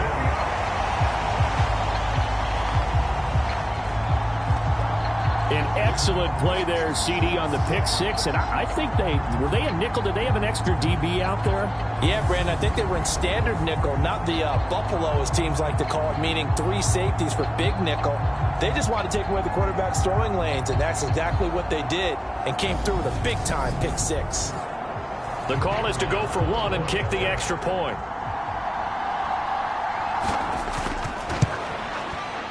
And it is up. And it's good. That'll make our score 10-3 now. So the defense creating some points, not only getting the interception, but then returning it to the end zone for the pick six. So they throw the pick six. They'll get another shot at it now as this one's in the air. Fielded right around the 8. And out a little across the 25 to the 27.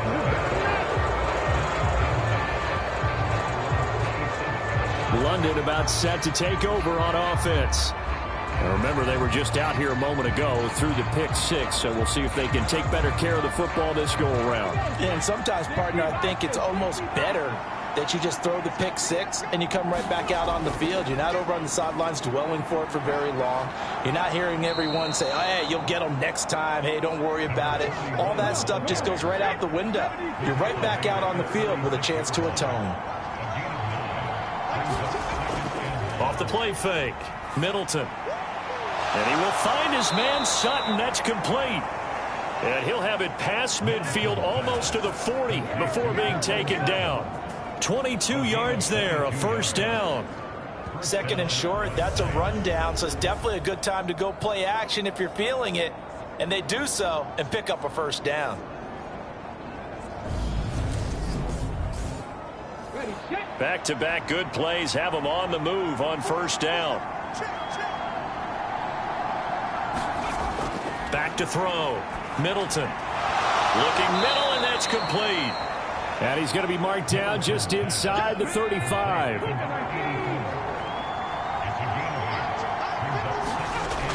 To throw on second down. Middleton. And it's a short one here, complete to the tight end. And he'll be brought down at the 27. Many different ways to create space, but on that play, he did it with that big, wide body of his. Didn't get a whole lot of yardage on the play, but it did what it was supposed to. Pick up a first down.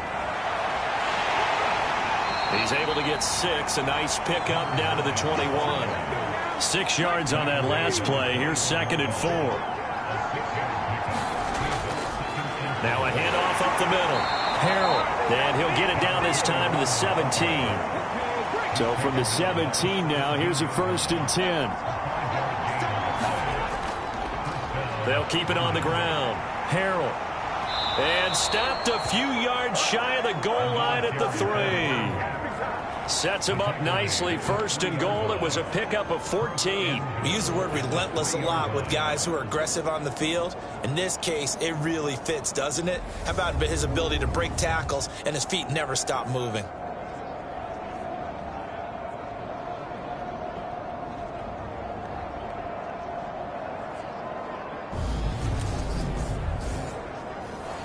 It's a 5-receiver set. 3 to the left, 2 to the right.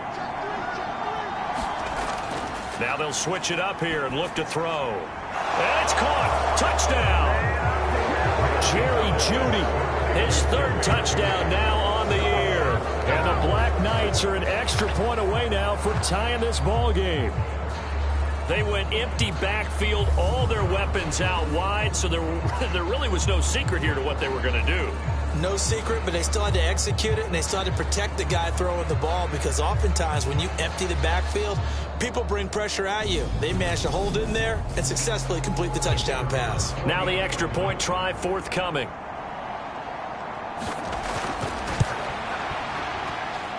And he'll put it through, and that evens us up at 10 apiece. So that drive in total 8 plays. And it's capped off by the touchdown run from Jerry Jeudy. All level now at 10 apiece as the kick's away. From a couple yards deep, he'll bring it out of the end zone.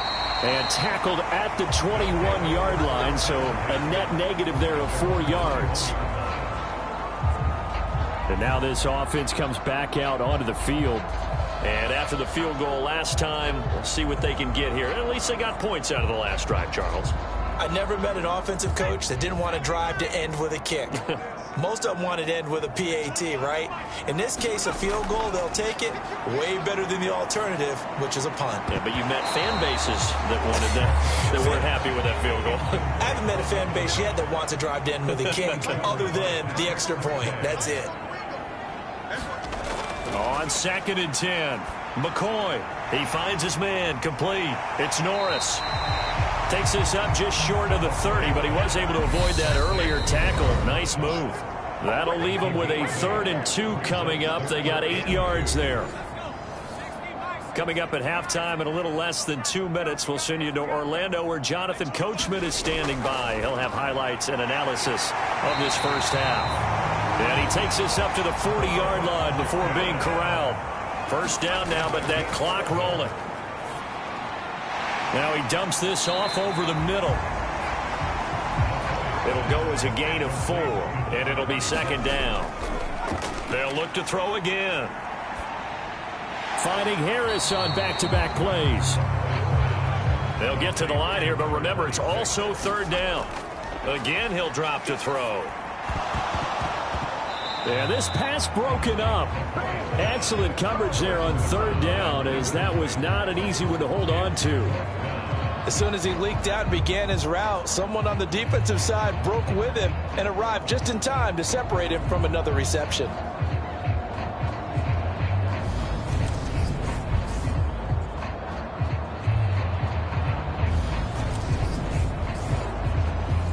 And they'll send out their punter now, as he's on to punt for the 4th time tonight. He's averaging just under 50 yards a punt as he gets this away. We'll call that a punt of 38 yards officially. This offense back to work now late in this first half. And they've got just under 50 seconds, so time enough to try to work their way downfield if they so choose.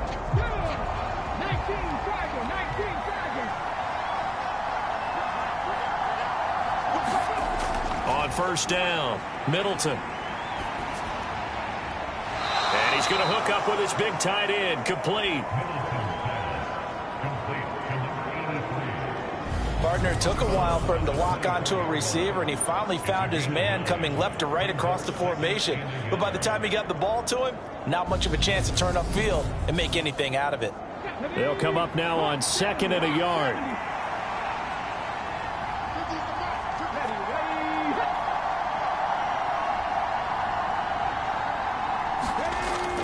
Looking to throw. Middleton. And he's got to hook up to Moore. Now the offense going to use the first of their timeouts as they stop it here with just under 40 ticks to go in this first half. So 1st and 10 now from the 30. Back to throw. Middleton. Pass incomplete, but the flag in the backfield, and this might be a roughing call.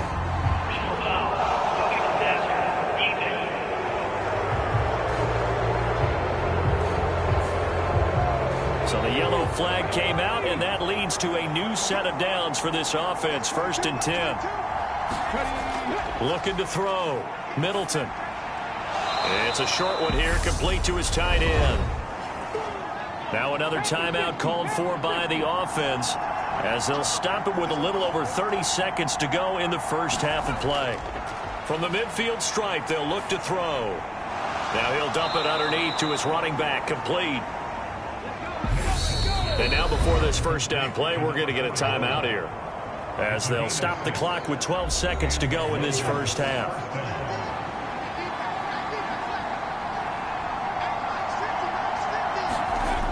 On 1st and 10, Middleton.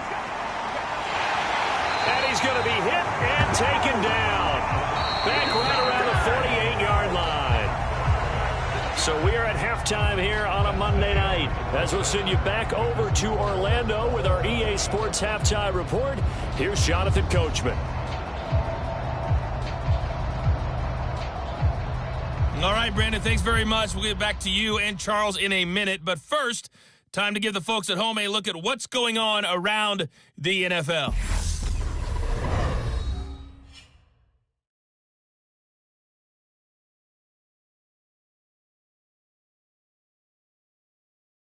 From there, let's head west to see what's going on with the Raiders at home in Las Vegas. And it was the visiting Carolina Panthers who were victorious in that one. Marquise Goodwin, a touchdown catch in the victory. Lastly, let's check on one final game for you. And you can see they are scoreless as they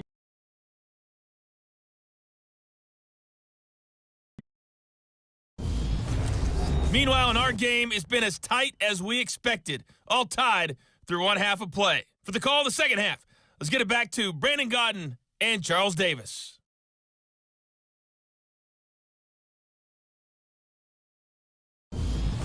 Okay, Coach, adjustments likely going to play a big role in this third quarter in what's been a tight contest so far.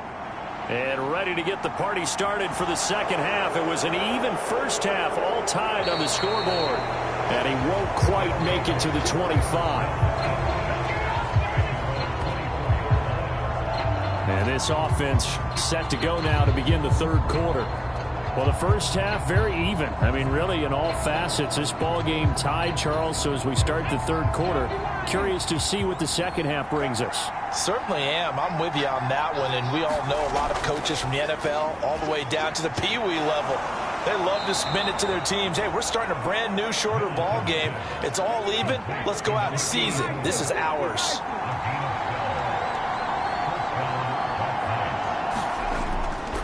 They'll run on first down. Harrell. And he can only manage to get a couple. 2nd and 8 coming up.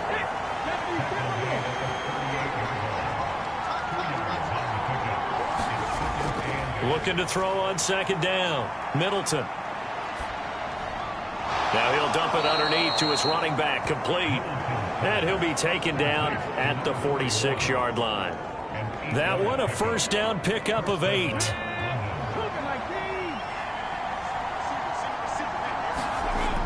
Back to throw. Middleton. Over the middle, it's complete. And he'll be brought down on the other side of midfield at the 43. So on the other side of the field now, it's 1st and 10 as they've got things rolling on this drive. Looking to throw. Middleton. And Sutton hauls it in over the middle. And they're going to get this down near the 35-yard line.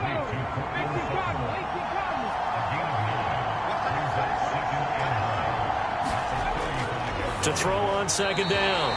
Middleton. And the timing a bit off that time as that one falls to the ground. This will be play number 7 on the drive. 3rd and a yard.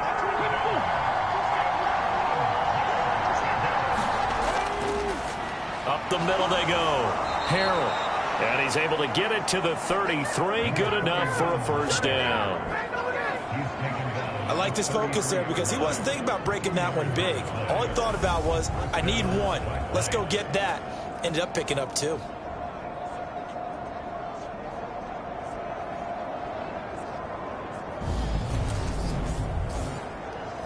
So they'll come up 1st and 10 now from the 33. They'll keep it on the ground. Harrell. Give him 5 on the carry there, and it'll be 2nd down. Back to throw. Middleton. On the slant, completes to Sutton. And he's brought down inside the 20 at the 18-yard line. It's taken a while for this offense to get going. A little creaky at the start, but they're oiled up now. A nice throw there, and they're really putting together a good drive. So from inside the 20, here's 1st and 10 at the 18. From the red zone now, they'll look to throw. Open man, he completes it to Judy. That's good. The completion there for 7 yards, and that's going to bring up 2nd down. One thing you're hoping for when you run drag routes, you're able to hit a receiver in stride, and he can pick up a lot of yardage after the catch. But in this situation, the defense was effective, able to stop him before he could get a good head of steam. Touchdown! Jerry Jeudy with his second touchdown of the night. And the Black Knights have taken the lead as they go right down the field and score on the opening drive of the second half. I know we often laugh, and sometimes we even exalt the guys who are great trash talkers and give us some really funny lines. But the bottom line is absolute production on the field. His second touchdown of the game, and they lead. And now they'll be looking to their defense to preserve that lead. Now the try here for the point after. He's got it as they go up by a total of 17-10. So that one a long 11-play drive. And it's capped off by the touchdown run from Jerry Jeudy. The kickoff team on the field now as they will send this one away. And here comes a return from just beyond the goal line. And he'll wind up getting a couple extra yards here for his trouble of bringing it out of the end zone as he's down at the 27. Now we take a glance at the offense as they work their way back out for their first possession of the second half. Well, Charles, you and I said at intermission, feels like we're set up for a good second half. Well, the other side scored. Now it's up to them to answer. How do they respond here with their first drive of the second half? Well, bottom line is they just saw the ball go in the end zone against their defense, and they saw what good offense looks like. They believe they've got a good offense as well. Run the best plays you've got to the top performers you have, and try to move that ball down the field for an answering score. And he'll be brought down shy of the 40 at the 38-yard line.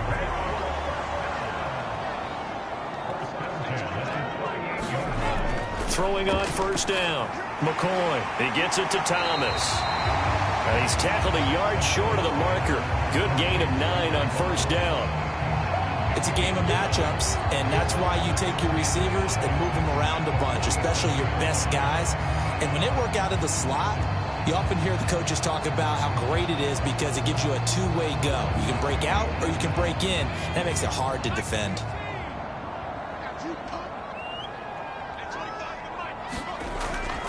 On second down, this is Harris. And he'll be brought down at the 48-yard line.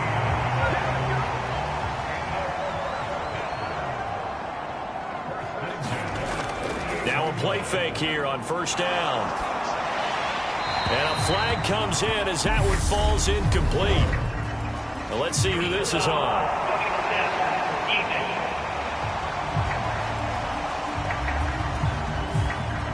After the penalty, a fresh set of downs. It's 1st and 10. Operating from the gun, McCoy. And he's left with no option here but to throw it away. An incomplete pass on first down. That leads to a 2nd and 10. Looking to throw. McCoy. He finds his man. Complete. That's Norris. Here's the 7th play of this drive. This is 3rd and 4. Now a shotgun snap as they'll look to throw. That's caught left side by the tight end, Jordan. And he's brought down here just outside of the 20. Well, sometimes our pregame meetings do pay off, don't they? What did the guys in the locker room call him? Well, they said it with a chuckle. They called him Old Reliable. Yeah, that means he doesn't move quite as fast as he used to, but he still knows all the tricks, doesn't he? Even that little gentle push-off in order to get open, he finds a way to pick up a first down. McCoy's throw into the hands of Pickens. And they're going to get this down inside the 15. Throwing again on second down. McCoy. And a quick throw here. That's complete. And stopped a few yards shy of the goal line at the 3. 2nd down and 3 with right around 3 minutes remaining in the 3rd quarter. 3's all around. And it's caught. Touchdown. From 3 yards out. And the aftershocks are within an extra point of tying up this ball game. So a strong drive here to lead off this 3rd quarter. That has them an extra point away from tying things up. Well, partner, this is pretty much what they envisioned when they were sitting there in the locker room thinking about getting things going to start here in the 3rd quarter. Getting out there, a field goal would have been fine. But going ahead and scoring here, an extra point away from tying things up, that's exactly how they drew it up on the board.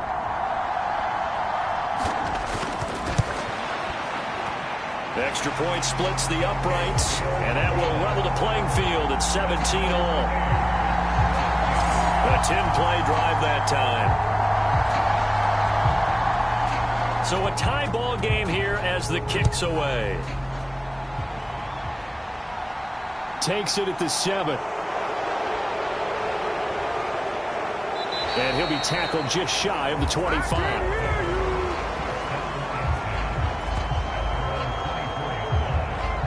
Now this offense back out and set to go for their next drive. And these two teams have traded touchdowns so far with their first possessions here in the third quarter, so we're right back to where we started at intermission. Yeah, how about that? Tied at the half, tied after the first two drives of the third quarter, one for each. That tells me that someone's defense has got to step up and make a big play and try and change the momentum of this game.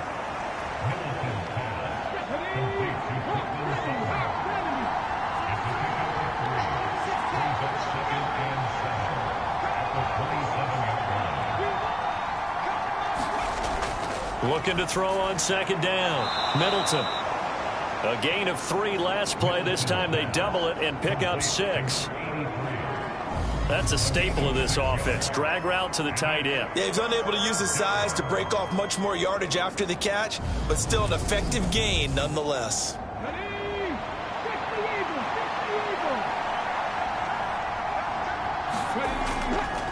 On third down, Harrell.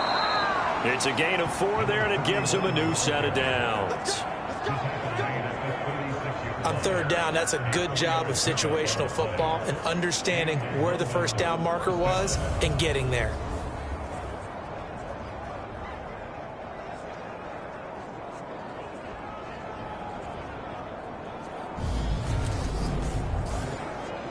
So from the 36 now, 1st and 10. Back to throw. Middleton got his man complete over the middle. That's Sutton. And he'll be tackled on the other side of midfield at the 46-yard line. Quarterbacks love slant routes because the receivers are breaking right into their line of vision, and receivers love them as well because they're getting the ball on the move and able to catch it and try and get upfield and gain additional yardage.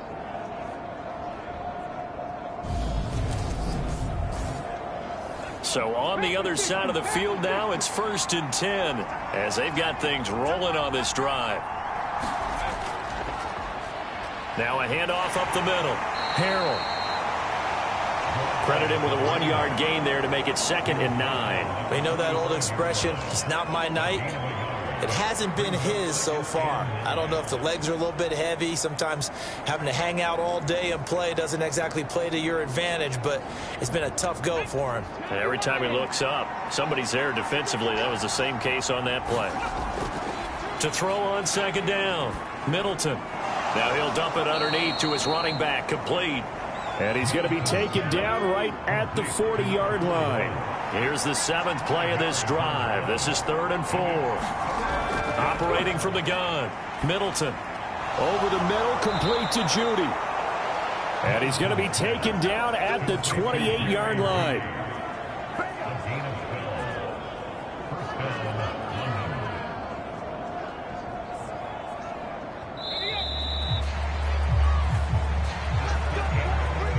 And they're not going to get to the line to run another play. So we will switch ends as the third quarter has come to a close.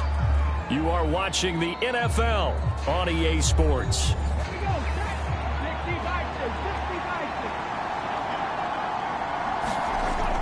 On first down, Middleton. He's going to flip one out here to his running back.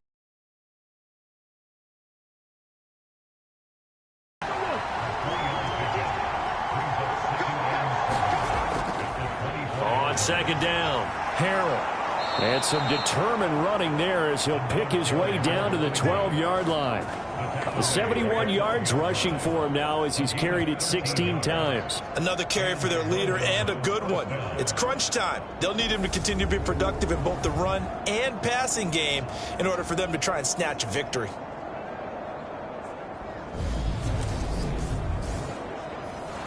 From down at the 12, it's 1st and 10. Looking to throw. Middleton. He rifles complete, caught by Moore. And they'll get him down after a pickup of 8, 2nd and 2. I think a lot of people ask the same question all the time. Why do we see so many slants in the red zone? Well, the windows are tighter. Everything's more condensed. It has to be quicker, and you've got to deliver the ball on time. Your biggest worry? Ball gets tipped in the air, because if that happens... And he is into the end zone for a touchdown. A great play there with his 9th rushing touchdown on the year. And the Black Knights answer back with a touchdown of their own to break our tie and take the lead here in the 4th. So, Charles, this game feels like it has been punch, counter punch all throughout, and that touchdown breaks our tie here in the 4th quarter. You're making me want to get back in the gym and start training again. You're talking about those punches and counter punches. I also think this is where you and I start thinking to ourselves, who's going to make the play to change that, right? Who's going to get out of this little cycle that they're in right now and make a play and give their team a firm advantage? Point after, right down the middle. And they will take a 7-point lead.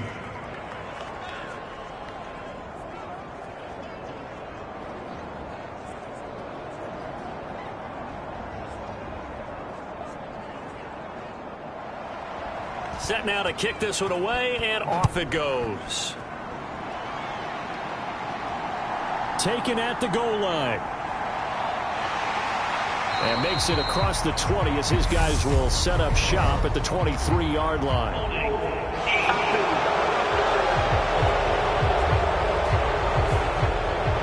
So the hold on special teams backs him up all the way inside the 15 to start.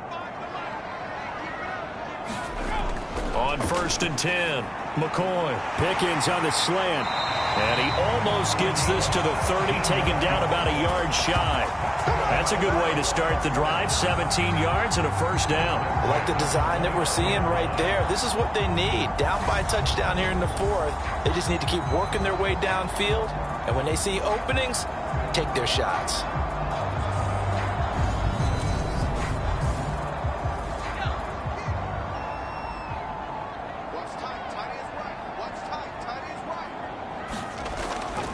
Now a first down carry for Harris. And he's going to take this ahead for right around 3 yards, but no more than that. 2nd down.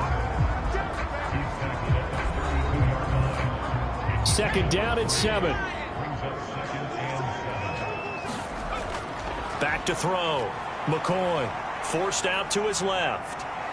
And he'll slide to a halt here, still a little shy of the first down marker. The offense on 3rd down tonight, lacking much success, just 2 for 7 to this point. Here it's 3rd and 2. He finds his man complete. That's Norris. And he'll be taken down, but he does have first down yardage. It'll be a gain of 6 that time as it moves the chains as well. But you can absolutely feel the thought process there. They just gave up the touchdown. So in the huddle, they're telling each other, you don't want to give it back now on a 3-and-out. Nice job of making sure that they wouldn't, and they pick up the first down. The drive continues as they search for a tying touchdown. Here's 1st and 10. Looking to throw. McCoy, flush to his right. It won't be a sack, but it's no gain, and it brings up 2nd down. Late in the game, he's certainly doing everything in his power to buy time for his guys to make a play, but in this case, he's surrounded, and all he has room to do is to get back to the line of scrimmage.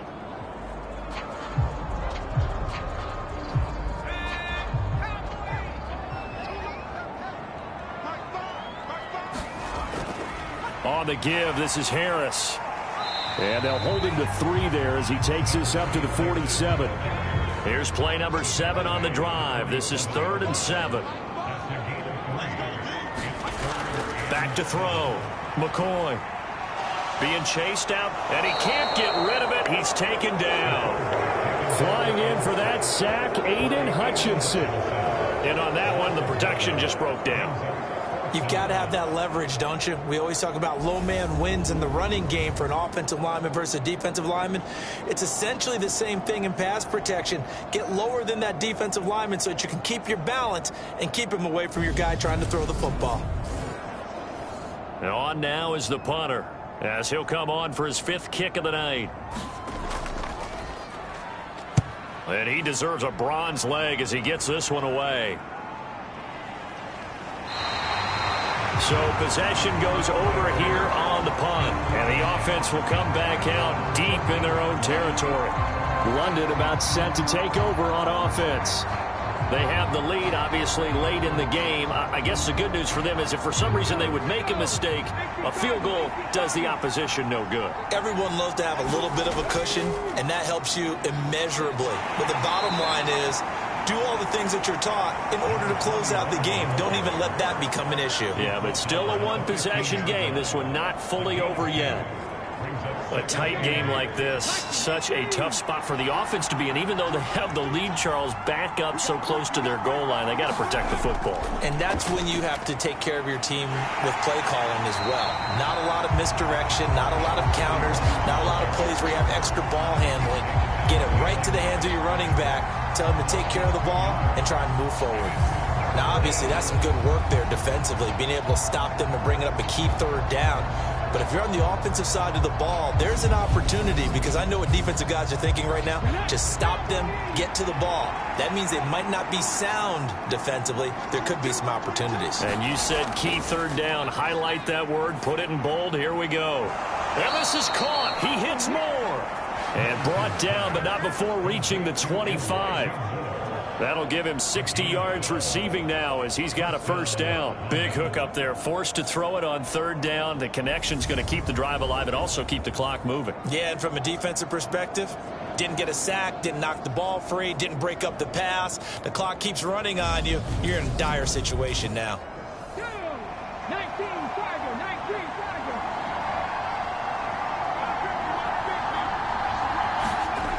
Throwing on first down, Middleton.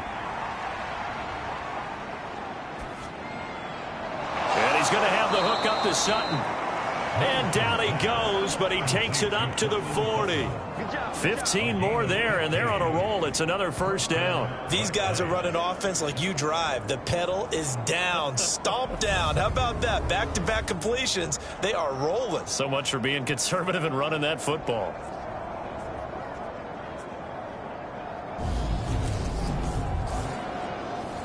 A couple of first downs have them to the 40 now on 1st and 10. Up the middle they go. Harrell.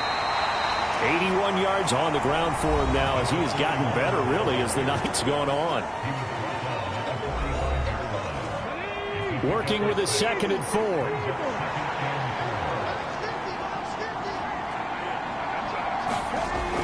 4. Looking to throw. Middleton. It's a short one here, complete to the tight end. And they'll get this down to around the 47-yard line. So on the other side of the field now, it's 1st and 10 as they've got things rolling on this drive. Back to throw. Middleton. It's a short one here, complete to his tight end. And the tackle going to be made at the 38. Right there, he rose to the occasion late in a close game. It's something he thought about, dreamed about, and worked on throughout his career. Because in these types of situations, he wasn't going to allow extra coverage to keep him from getting the football. On 2nd down now, Harrell. And he'll get it down on the play to the 37. Not totally home free yet, but it's looking good as they come up 1st and 10. 4th quarter, down to the final 2 minutes, and we've got a one-score game. Line of scrimmage, the 37 on 1st and 10.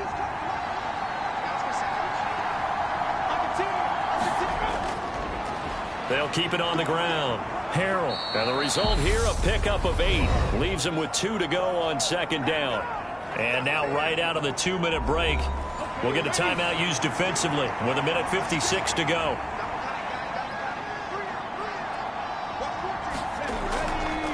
On 2nd down, Harrell. And they'll be inside the 25 now at the 24.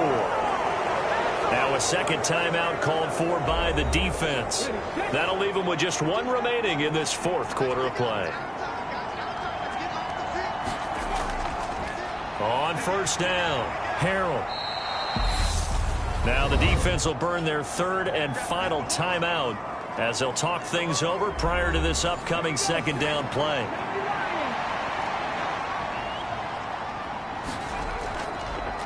Now a handoff up the middle.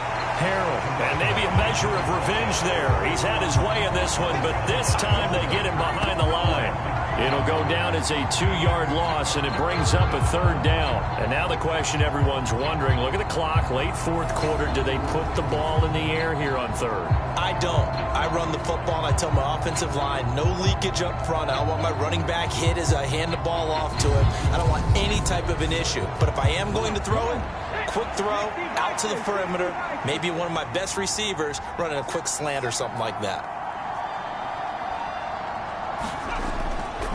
On 3rd down, Harrell, and he's going to be taken down here, still a couple yards short of the 1st. Give him 3 yards there as that'll take us to 4th down. Well, this was just simply excellent defense. On this 3rd down, they had to be alert for the possibility of a pass, but that didn't stop them at all from understanding what was going on when they decided to run the football, and they just swarmed and stuffed them for almost no gain.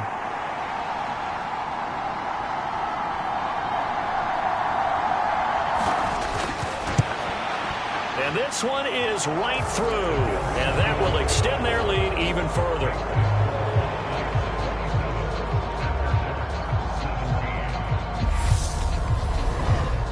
So barring something extraordinary here in the closing stages, that field goal should just about put this one on ice. Yeah, we've got to find 2 scores. So, we're not going to exactly move it over there yet. It can be done, but boy, it's going to be a little bit of a stretch for them, isn't it? Yeah, they would have to move incredibly quick and have some luck, too. And now this offense comes back out onto the field. They can't do much at this point, partner. This one is going to go down in the loss column. You don't make up for what has happened during the game in this sequence here. Maybe you hand it off and let someone run the ball if you so choose. But otherwise, just kneel down, call it a day, and try and prepare going forward. And this a leaping effort, but it's knocked away and incomplete. So now 2nd and 10 after the incompletion on 1st down. Now McCoy. Throwing the out route incomplete. That's Jordan. And they'll get it up just short of the 45 at the 44. So this crowd will not go home happy. It's a victory for our visitors, and they were spurred on by a strong performance in that 4th quarter as they held their opponents off the scoreboard. Everyone wants to pitch a shutout. You're getting stronger. And dominance is starting to take over, right? The way that you close, the way that you finish, that gets preached to you from the time you're playing Little League football all the way up through.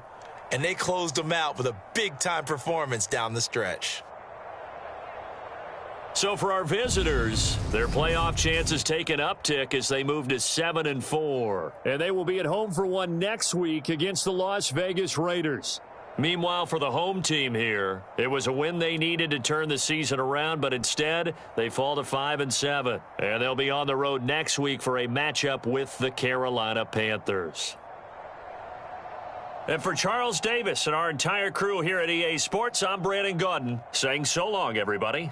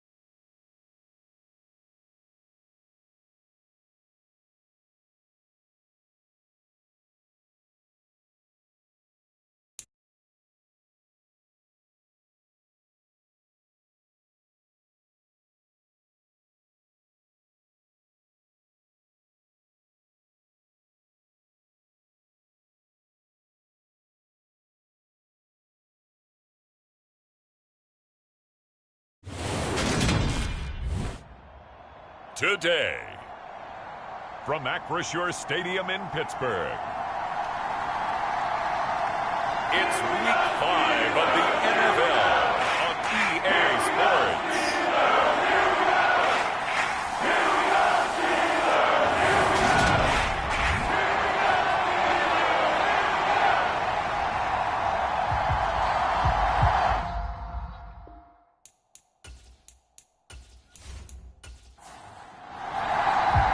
Seems like we were just starting training camp, but here we are in October, and off we go on EA Sports. Fielded just outside the goal line. And he'll get it up past the 20 to about the 22.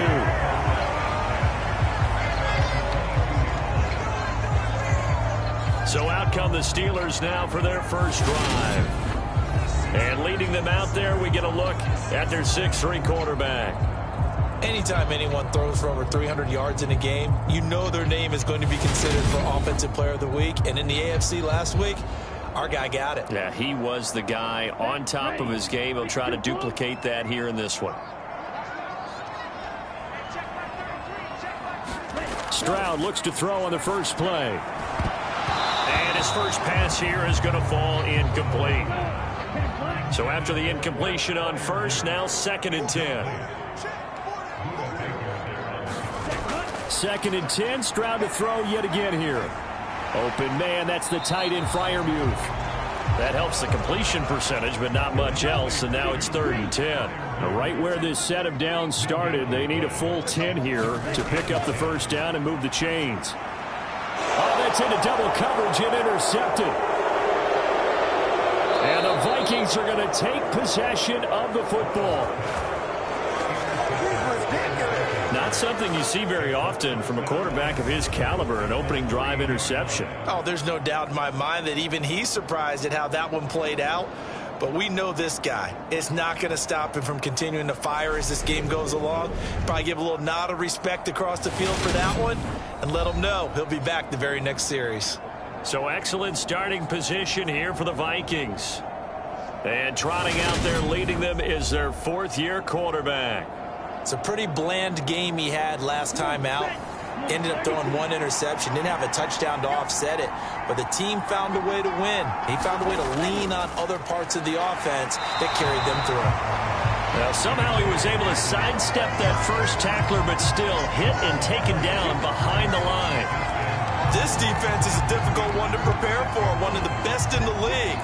They'll come at you from all angles, and they did a nice job there stopping him for a loss.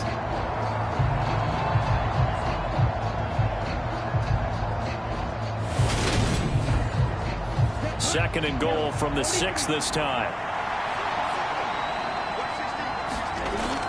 Looking to throw. Hall. And this throw will be intercepted. Picked off by Bryce Hall. And the Steelers are going to have it here at their own 9-yard line. Charles, not only is that an interception, it's one when you were really knocking on the door for a touchdown inside the red zone. You're actually thinking points. No matter what, at worst, you're thinking kicking a field goal and getting 3. We might look back on this in the second half and say, you remember when they didn't get points on that drive? This could cost them. So Pittsburgh retakes the field for their 2nd offensive possession. They got the ball now following a big play, keeping the other guys out of the end zone. Now they'll start deep in their own territory, 1st and 10. They'll start the drive with Harris, and he'll power his way forward for about 4 yards there on the first down carry. But look at the numbers for Harris in last week's game. Pretty good as he found himself in the end zone on 2 separate occasions. And those are the most important numbers because no matter what you pile up prior to the goal line, getting in is all that matters. Putting those numbers up on the board, and they love them when they're 6s. Well, that'll be incomplete. Well, he took a shot as he let that go. And it's going to bring up a 3rd down. Stroud on 3rd down now. That's complete to his tight end, Freiermuth. And he won't quite make it. He needed 6. He got about 5. 4th down. I thought maybe when he caught, he'd have a good chance of getting that first down, but that's a nice job of holding him up and preventing him from getting to the sticks.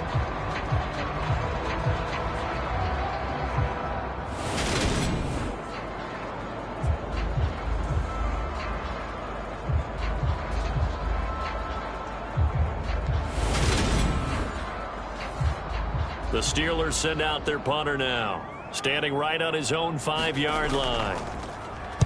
He was only asked to punt once in the victory last week as he sends this one away. Taking it about the 36. And he'll be out of bounds, but able to get it up past the 45. So a good punt, but a solid 12-yard return. And it will be Vikings ball, 1st and 10. The Vikings taking the field here for their second drive of the game. A big mistake last time they were on the field, tossing that interception inside the red zone and really taking away what had been a pretty successful drive up to that point. Yeah, and I don't think there's any question about it. As they head out on the field for this drive, that whole offensive unit is just thinking redemption. You know, they moved it really well, didn't pay it off. This time, they want to make sure that ball ends up in the end zone, and they're the ones possessing it. The numbers for him from a week ago: 15 carries, 57 yards, and a touchdown as well. Not a horrendous week last week running the ball, but definitely room for improvement for their numbers. No doubt they made some slight adjustments to how they're going to call plays this week in hopes they can kick those numbers up a notch. And just 1 yard here from the 49 to the 50.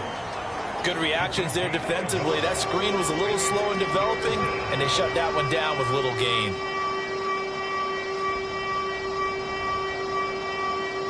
And Pittsburgh with 6 defensive backs in the game here on 3rd down. Back to throw. Hall. It's complete to Hopkins. And he'll only get this to about the 44 as they stop him short of the line to gain. Call it a gain of 6 on the play, and that's going to bring up a 4th down. Well, we hear so often how tackling has become almost a lost art in the NFL game. But it's so important to tackle well on these receivers, especially in a play like this one. 3rd down, they gave him the underneath stuff. You got to go and make the tackle right away.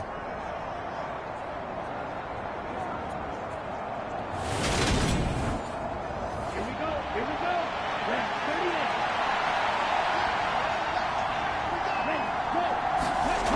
Now Hall throwing on 4th down. And he's going to be marked down just inside the 35. From the 34 now, here's 1st and 10.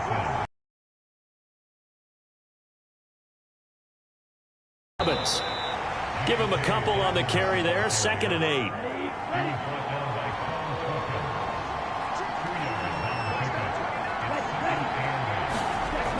Operating from the gun. Hall. Hopkins on the grab over the middle. And they're going to have themselves another 1st down as the tackle's made at the Steelers' 21.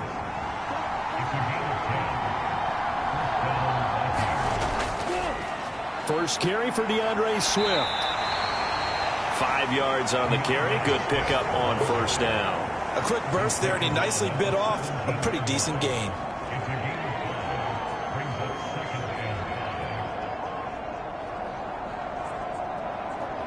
The 1st down run got 5. Here's 2nd and 5. Operating from the gun. Hall. Quick hitter here. It's complete. And they've got this down to about the 12-yard line. 9th play coming up here on this drive. This is 3rd and a yard. They'll try to run for it with Dobbins. And he's got the 1st down as he gets it to the 8. They're able to convert with a gain of 4. Brandon, what were they thinking on defense there? They looked like they were playing for the pass. That was 3rd and short. Yeah, it was an easy pickup because they handed it to him. That was way too easy. Just looked like absolute confusion defensively. Not sure why they were in that set. Yeah, I'd say you ought to have a few men in the box there. From the 8, they've got it 1st and goal. They'll run with Dobbins. And he's able to get it down to the 2-yard line. From the 2 now, 2nd and goal.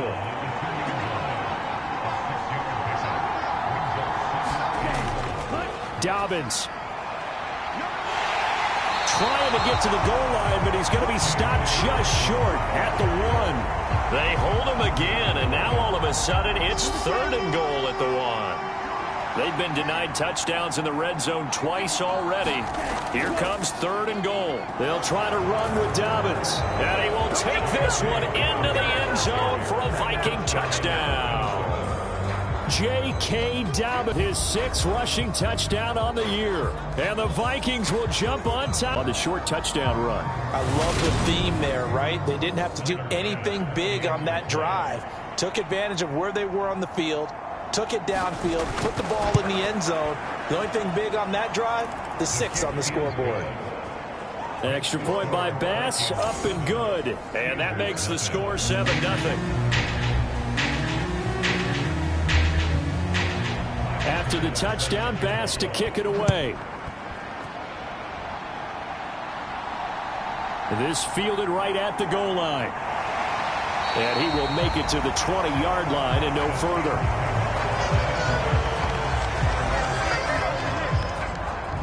And Pittsburgh getting set to take the field.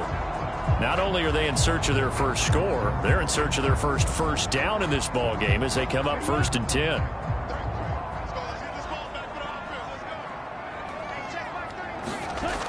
First and 10, it's Stroud.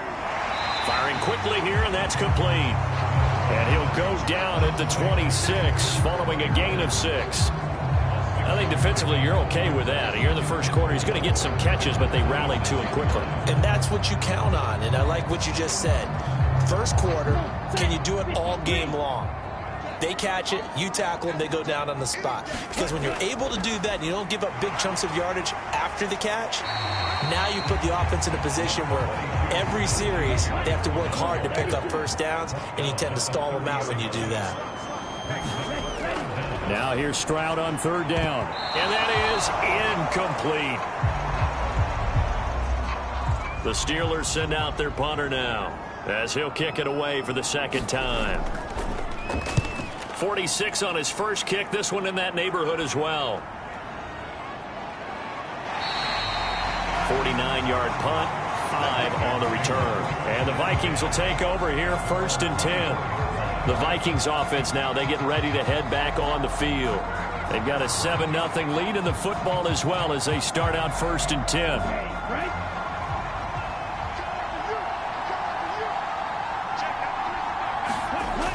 Off the bootleg. Hall. Hawkinson crossing the middle and bringing it in. And he's taken down but able to slip across the 35. So here's a 1st and 10 at the 38.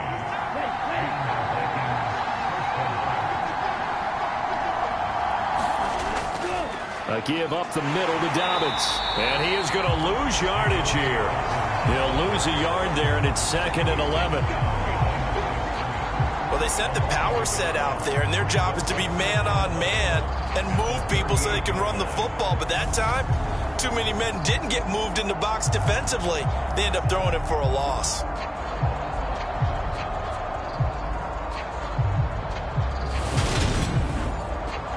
Looking at a 2nd and 11 now after the loss. Looking to throw. Hall. He's got his tight end over the middle. T.J. Hawkinson. And they bring him to the ground just shy of midfield.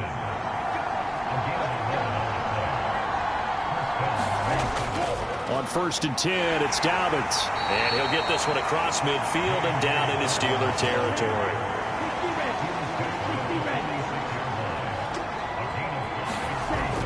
Hall looking to throw on 2nd down. The toss here completed to Pittman. And he's going to be taken down right at the 40-yard line. On 1st and 10, it's Swift. And he fights forward for a modest 2-yard gain, 2nd down. After 7-0 on EA Sports.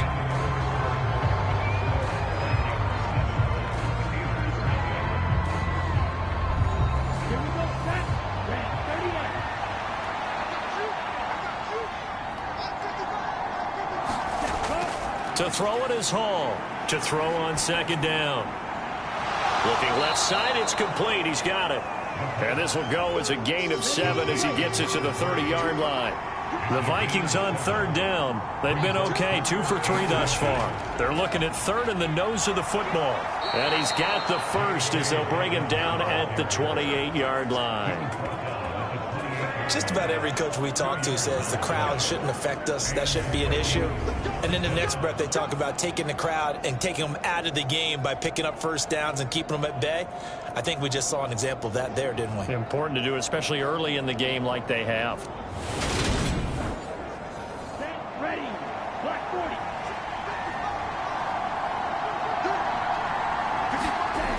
Hall now on first down. And the catch made by Hopkins. And he'll be brought down at about the 23-yard line.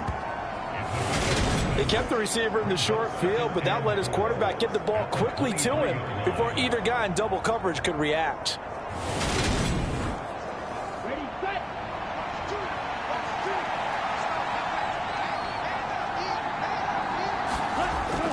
Looking to throw on second down. Hall. That's complete once again to Hopkins. And they will eventually get him down, but he's inside the 5 all the way to the 3. He's exceeded his receiving yards from a week ago, and we're still in the first half. It's a first down. Seems as if the passing attack's starting to heat up a little bit here in the second quarter.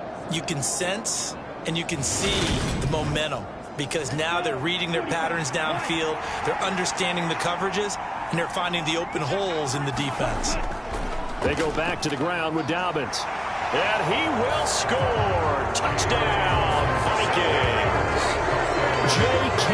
Dobbins with his second touchdown of the game, number 8 on the season. And the Vikings go up by 2 touchdowns. So his strong first half continues as he finds the end zone here for the second time. And definitely good blocking at the point of attack, and you just have to love watching the way he can create space down near the goal line, and he's able to take it into the end zone.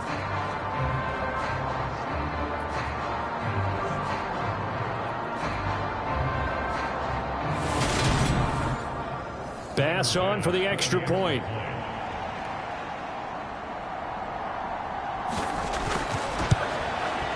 And it's good to make it 14-0. A pretty long drive that time. 11 plays all told. And it's finished off by a touchdown run from J.K. Dobbins. After the touchdown, Bass to kick it away.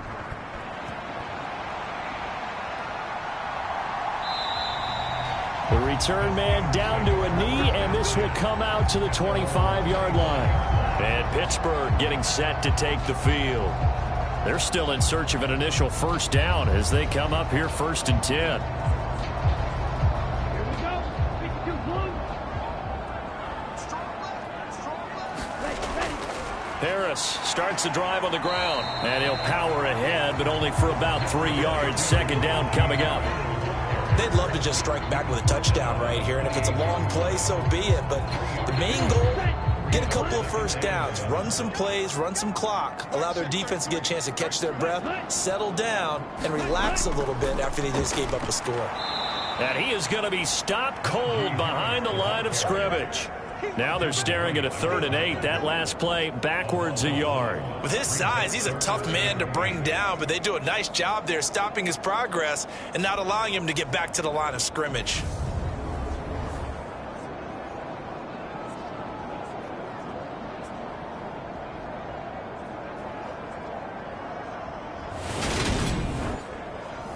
The Steelers on 3rd down. 0 for 3 to this point. They could use a conversion. This is 3rd and 8.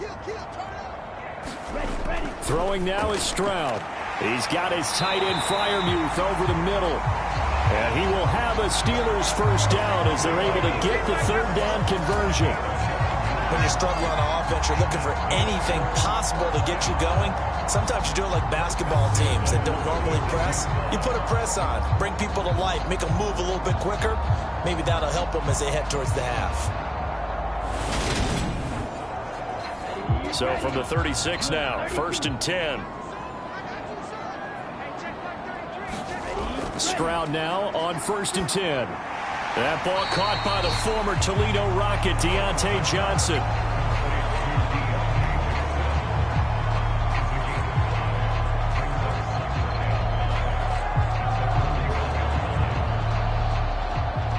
Ready. 5 yards remain on 2nd down. Stroud looking to throw. Got an open man here, and it's K.J. Hamler. And they'll get him down on the other side of midfield. This offense finding its legs now. Here's another 1st and 10. They'll run with Harris, and he'll power ahead, but only for about 3 yards. 2nd down coming up.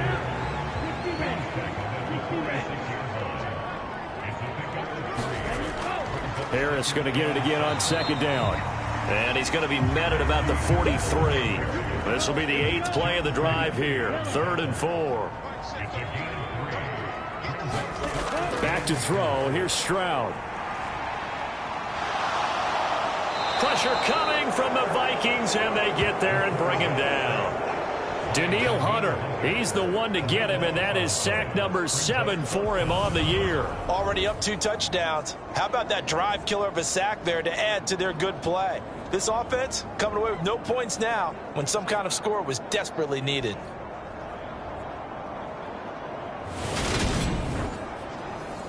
The Steelers send out their punter now as he's on to kick it away.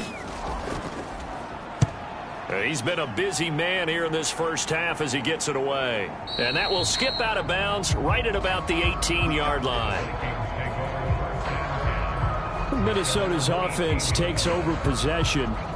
It's been a good first half so far. They're up 14-0. Points here, they could really put them in command before intermission. Yeah, and it's all well and good what they're seeing and how they're feeling right now. But this is the NFL. How many times have we watched 14-0 leads evaporate and quickly? So how have we seen them combat it?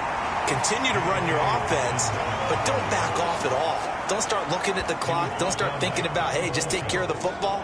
Keep attacking. Usually the best way to maintain control.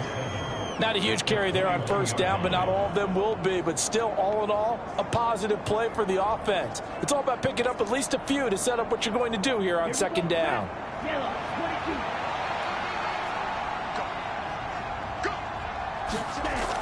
Now Dobbins again on 2nd down. And he's upended after a gain of 4 up to the 25-yard line. On any running play that's called, they're always hoping that it's going to break big and go the distance. But when you get a nice gain like that, you're able to do so many things anyway. You can come back and run essentially the same play again, continue to move the ball on the ground, or you can decide to throw the ball now because usually you have the defense back on its heels. And he's going to be a yard short. A 2-yard pickup leads to 4th and 1. Anytime you decide to use your quarterback as a runner, most of the time when you design a play, you're expected to break a little bit bigger than this one because when you run him on short gains, your risk-reward and him taking hits, I'm not sure that's the payoff they were looking for.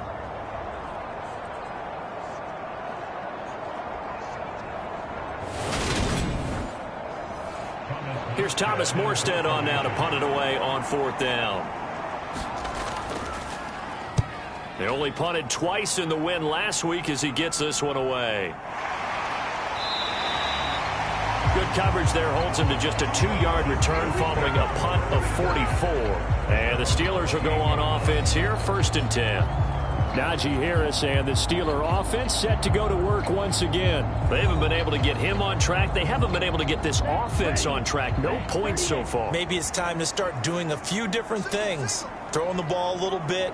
Maybe featuring other people touching it for a while. And then you've got a chance to come back to him when things have changed a little bit. They have to make an adjustment. There's still time for him here as we sit in the 2nd quarter.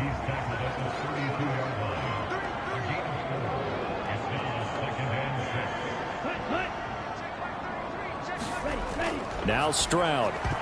Oh, he dropped it. They were looking for him in the middle 3rd. He couldn't catch it. Now 3rd down.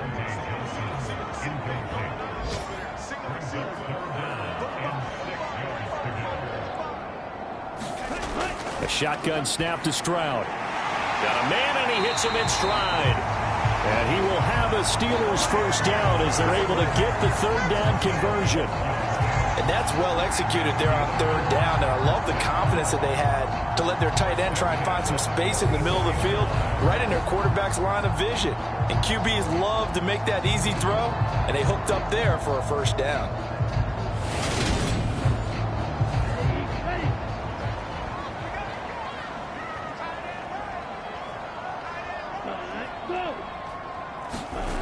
Oh, they're going to run a little pop pass here. And he'll take this one up close to about the 45. Still 9 remaining on second down.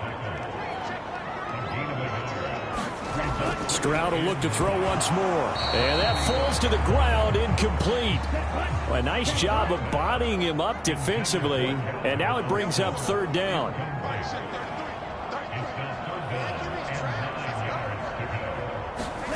And Stroud now to throw. That one thrown away from the pocket. And the officials kind of looking at each other, but they'll say there was a receiver in the area, so no penalty, just an incomplete pass. Well, this first half has not gone according to plan so far offensively, or even defensively for that matter. They could use a big-time spark somewhere, but it's not going to come on this drive as they have to punt this one away.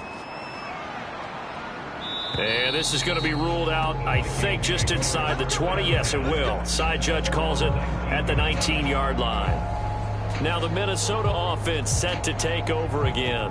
Obviously not the intended goal last drive. They had to punt the football, but still, they've got the lead here, and now a chance to add on to that lead if they can get points on this drive. 1st and 10 upcoming. Here's Hall. Throwing on first down. And that one's going to be off target and incomplete. You've always been very good about checking my math. Am I correct? That's the first time that it's been incomplete when they've thrown it to him? Yes, he had caught every other ball coming his way. So they feel like they've got something really good going there, and they're going to continue to go there until the defense makes an adjustment and takes it away. Well, they finally made an adjustment there. We'll see if they can build on that stop. Now Hall. Back to the air on second down. This one caught. It's the tight end, Hawkinson. And they're going to get this beyond the 40 before he's taken down. A gain there of 21 yards.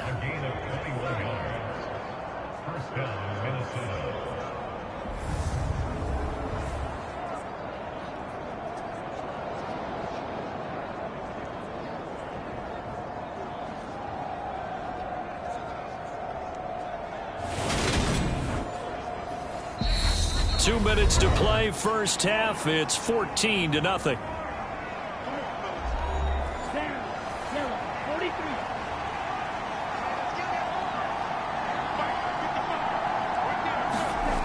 On first down, Hall. He finds Hopkins complete.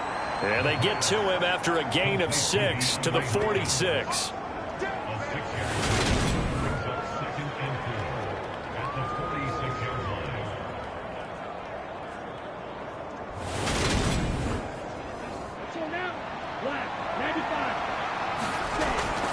Back to throw again. Going right back to DeAndre Hopkins. And they'll get this down to around the 47-yard line. They'll stick with the passing game as he looks to throw. That is caught. Michael Pittman with it. And they'll get this to the 30-yard line before crossing over out of bounds. Another good completion on the drive as the Vikings have a first down. That's a pretty throw right there. That ball's in the air a long time, but it's right on the money on the right sideline. A really good route. Moving the defenders towards the middle of the field before breaking to the sideline. What a completion there. Big-time arm strength. Very nice route. They'll look to throw again. Catch is made by Hawkinson, the tight end. A short gain here, maybe a yard to the 29. As a defense, you're more balanced when you're in zone coverage because you're able to keep your eyes on the quarterback and see the play develop in front of you. They're able to keep the quick pass in front of them and stop it right at the line of scrimmage. The Vikings going to signal for the first of their timeouts as they'll stop it with exactly a minute to go before halftime.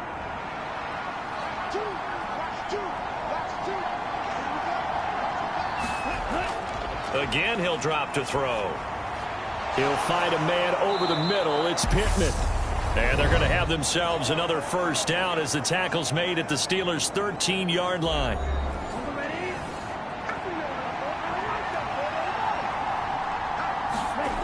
From the red zone now, they'll look to throw. They're going right back to Pittman.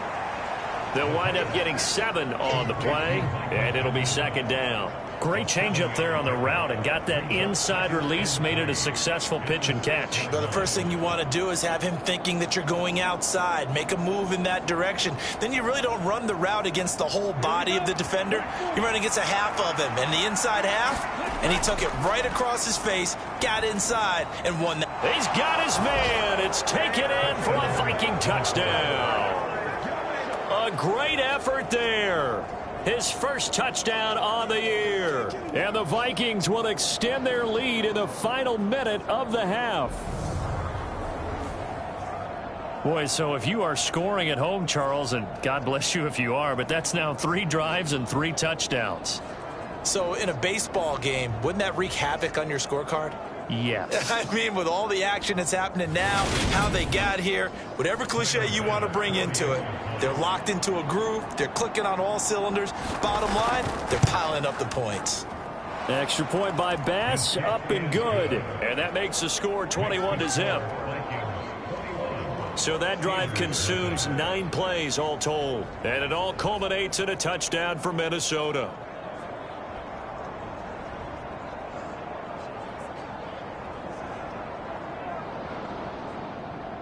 After the touchdown, Bass to kick it away.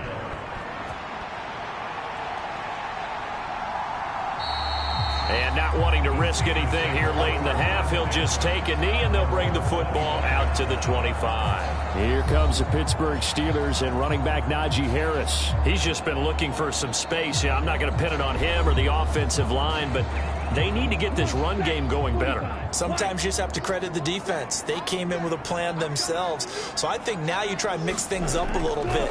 Get the ball in the hands of some other people, find some other playmakers, but always let the defense believe that he's still a threat. I was going to say, don't forget about it. No, don't take him totally out of the game. Final play of the half, Stroud. Harris has it over the middle. So we reach halftime in what's been a fairly one-sided game so far. As we send you down to Orlando, where Jonathan Coachman has our EA Sports halftime report. Coach. All right, Brandon, we'll get back to you guys in a bit. But first, let's take a look around the NFL here on this first Sunday of October. We'll begin just up the road right here in Florida, an AFC South matchup between Tennessee and Jacksonville. And those two are tied up as they play the second quarter. Next, we head off to check out another game. And you can see, currently they trail in that ball game. Brian Robinson with a touchdown run. Finally, we're off to Atlanta to check on the Falcons at home at Mercedes-Benz Stadium. And they have the lead in that one over the visiting Buffalo Bills. Drake London, a touchdown reception. Meanwhile, in our game, it's been a back-and-forth first half. Who can put it together in the second half? For the answer, we turn it back over to our broadcast team of Brandon Godden and Charles Davis. Okay, Coach, thanks as always to you and the gang in Orlando as we welcome everyone back in for quarter number 3. From a yard or two deep, here comes a return. And ultimately cannot get this out to the 25-yard line as he's dropped at the 23. So here are the Vikings to take over. They picked up the win last week over the Washington Commanders and are in a good spot to earn another one as they start this next series. Ready.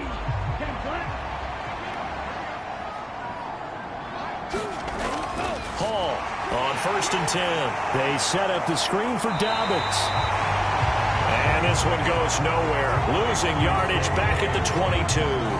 He was unable to shake free there, and they'll cover him for a loss of a yard. Well, Brandon, we could see that play developing, and they were hoping that he was going to be able to put a move on the first guy and turn it into a big play.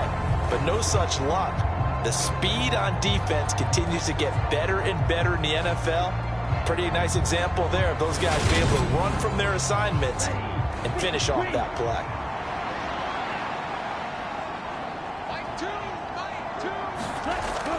To throw it is Hall. Looking to throw on second down. Looking left side, and it's complete. And he'll be taken down, but not before they work it across midfield. That one covers 29 yards. First down. And while we may be looking at the scoreboard, this offense certainly is not, because they're showing no signs of backing down, even with a 3-score lead here in the third quarter. I think they keep taking their shots. They've seen blown leads happen throughout this league. They don't want to fall victim to it themselves. Hall now on first down. Right side, it's the tight end, Hockenson. And he'll be tackled on the other side of midfield at the 46-yard line. It's vitally important to wrap him up immediately, because if you let that big guy get ahead of steam up, boy, then you got real trouble trying to get him down. But they're able to hold him to a short gain on first down. 32.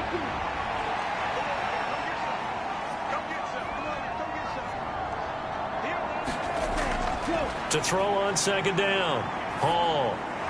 Going back to the same well, it's Hockenson again. And they're going to get this down to about the 37. Whatever the discussions were at halftime to try to slow down this offense, it has not worked to this point. Yeah, I have a vision right now of everything that was discussed at the half just being torn in shreds or being erased off of the Microsoft Surface tablets, because none of it is working. They are really locked in on offense. 4 yards remain for second down. From the gun, here's Swift.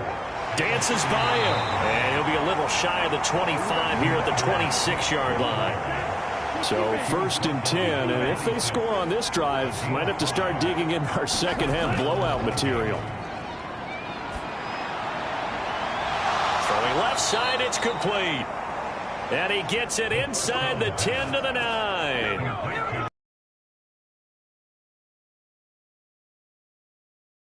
The same. This defense has had no answer on a lot of these throws. They've let these receivers run wild, and here's another completion for good yardage.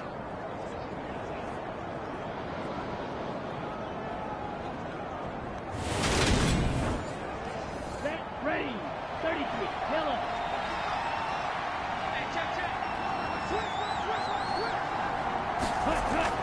Here's Swift. And he'll take this from the 9 down to about the 7. The yards may start getting a little tougher to come by down here near the goal line. That's good work defensively there on first down, holding them to a short gain.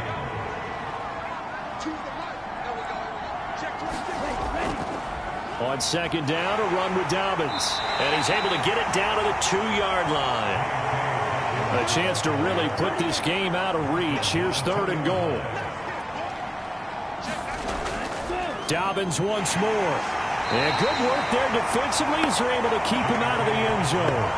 Only a yard that time, so now a decision to be made here on fourth and goal. This is a long drive offensively. Wouldn't you hate to end this with just 3 points? Doesn't it feel like during a ball game you have certain narratives going on, and there's certain drives that seem to take on just a bit more importance than others? This feels like one of those, doesn't it? To me, 3 points here, a major letdown. This is the time to go and put 6 on the board.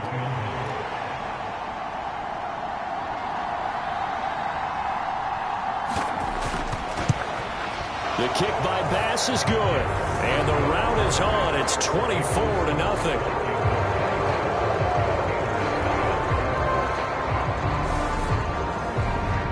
Well, they picked up right where they left off in the first half. First drive after the break, they come away with 3 and increase that lead. Yeah, and you just want to keep building on that lead, don't you? Whether it's 6 points or 3 points, take everything you can get, keep maneuvering, keep adding to it, keep making it difficult for them to come back. Time for the Steelers offense now to get set for their first possession of half number 2.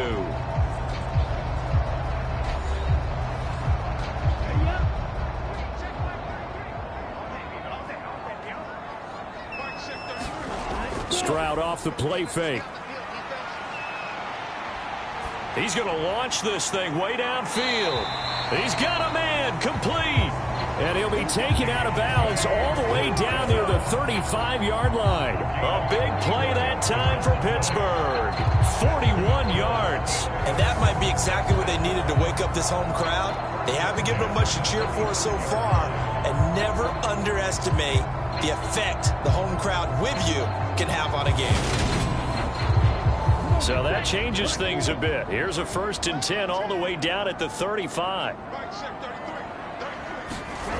They'll throw it with Stroud here, 1st and 10. Oh, he tries to force it in, and it's intercepted. Picked by the linebacker, Brian Asamoah. And the Vikings are going to have it here at their own 32-yard line. Well, still down quite a bit here, several scores. But, yeah, at least that's a start, Charles, getting the interception here. And, look, we're still in the 3rd quarter, so this thing not done yet. You're right about that, Brandon. This defense, they haven't quit on this game. They stayed with it and got an interception and handed the ball back to their offense. And what you wonder about is the team that just threw that interception, they've got to be careful about developing a sense of complacency and thinking this game is over. They'll start on the ground with Dobbins. And the defense closes quickly there. He'll get maybe a yard to the 33. Here's 2nd and 9, just a yard on that last run.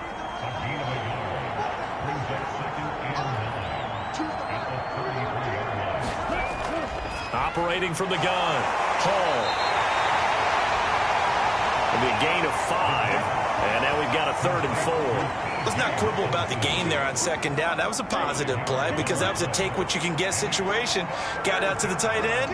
Now it gives him a much better opportunity to convert on 3rd down. Here's Hall from the gun on 3rd down. It's a 7-yard gain and good enough to move the chains. I don't care how many times we see it. I still get a kick out of watching quarterbacks and receivers do the pass tree in pregame warm-up. But I always remember that when we go to practices, we see that after practices as well. They really tune it up, don't they? They tune it up. They know why they do it for these situations. 1st down. And they build that trust, and that's why they're able to find him in this type of a situation. Now a toss left side for Dobbins. And he's going to be out of bounds, but not before he takes it inside the 40. 51 yards rushing for him now with a couple of touchdown runs to boot. A nice toss play there to the left. More than enough room to move the chains. And you know what I love about that play as a broadcaster? Seeing the big guys move. Seeing them get upfield and take out defenders. You know what I hated as a defensive back?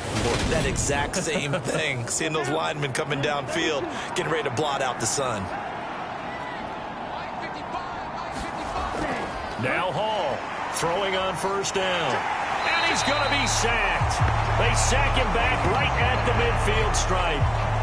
It looks like a loss of right around 11 there on 1st down to set him back on 2nd. Now that was a passer's nightmare. The front door totally shut down by the defense, so he kept going backwards, hoping to find another avenue of escape. It didn't exist.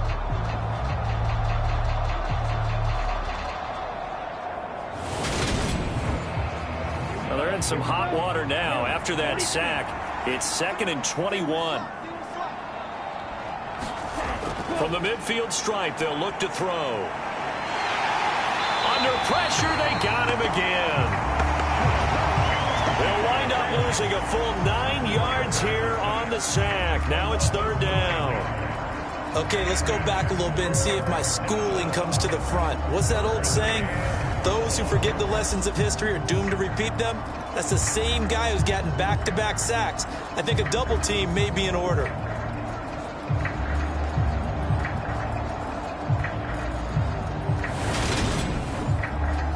Need something from deep in the bag of tricks here after 1st and 2nd down went backwards. It's 3rd and very long. Back to throw. Hall. Open man, he's got him, the tight end, Hockenson. And he'll be tackled on the other side of midfield at the 46-yard line. He wasn't the primary target, but I think it was almost like a check-down situation, wasn't it? Yeah, hoping he can break some tackles, a big tight end, but he couldn't do it. Yeah, get it to that big frame and hope he can scatter some bodies, unable to get it done. Here's Thomas Morstead now, as he'll punt it away for the 2nd time.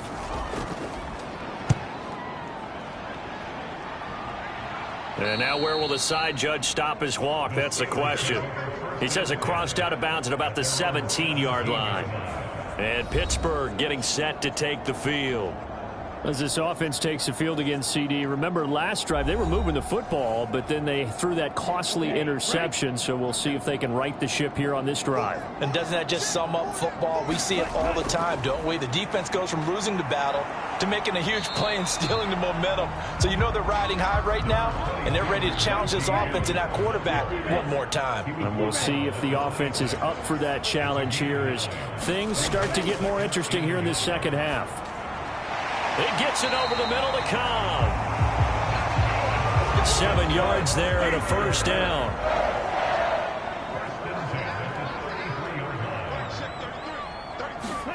Stroud to the air on 1st and 10. A short one there to Freiermuth. 2 yards on the pickup there. And it'll be 2nd down.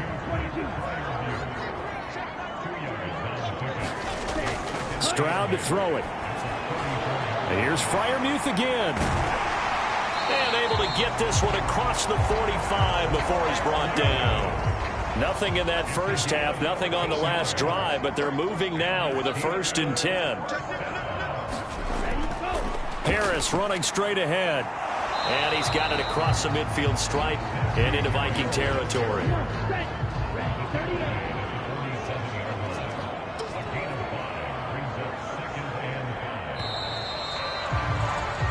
As they come to the line, they will not be able to get off another play as time has run out on this 3rd quarter. This is the National Football League on EA Sports. From the 47, it's 2nd and 5.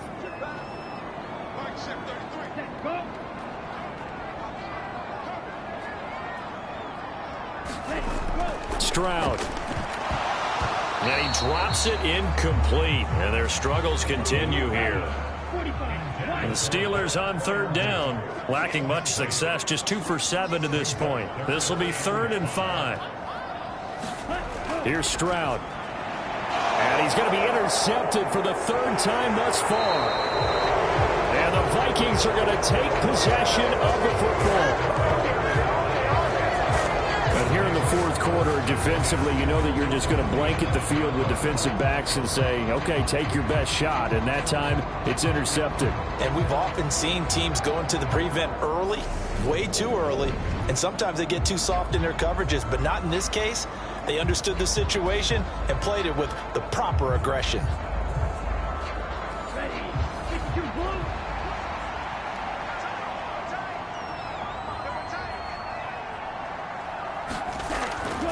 Now a handoff for Dobbins.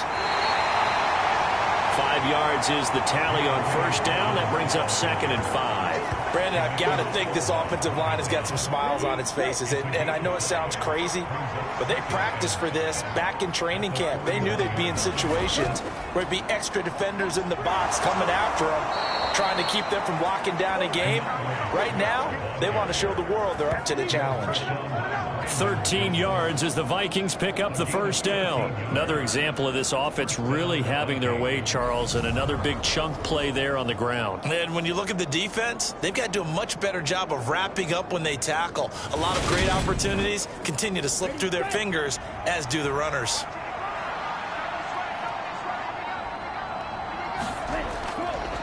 They'll run up the gut with Dobbins. And not a whole lot of room to operate there on the 1st down run. He gets maybe 3.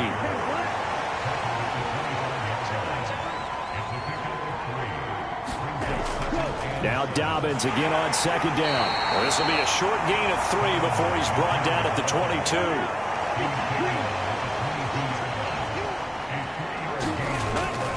On 3rd down, here's Dobbins. And he'll have the 1st down, getting this one to the 14-yard line. 70 yards rushing for him now as he's toted it 21 times. No doubt those are the types of carries they're looking for here, Charles. The lead in the 4th quarter. This is when coaches that have a reliable running game, they breathe a little easier on the sideline. Yeah, they love the idea that they can take the air out of the football at this point of the game. That means they're really counting on that offensive line, counting on the runners, taking care of the football. Because you're going to tell your quarterback, hey, no time to be a hero. We're not going to throw it here. Just eat up that clock. And if you have the ball, they can't score. And he showcases the spin. A pretty good gain before he's taken down. So not quite a 1st and goal just yet as they come up now 2nd and inches. Now the stop will come inside the 5 at the 4.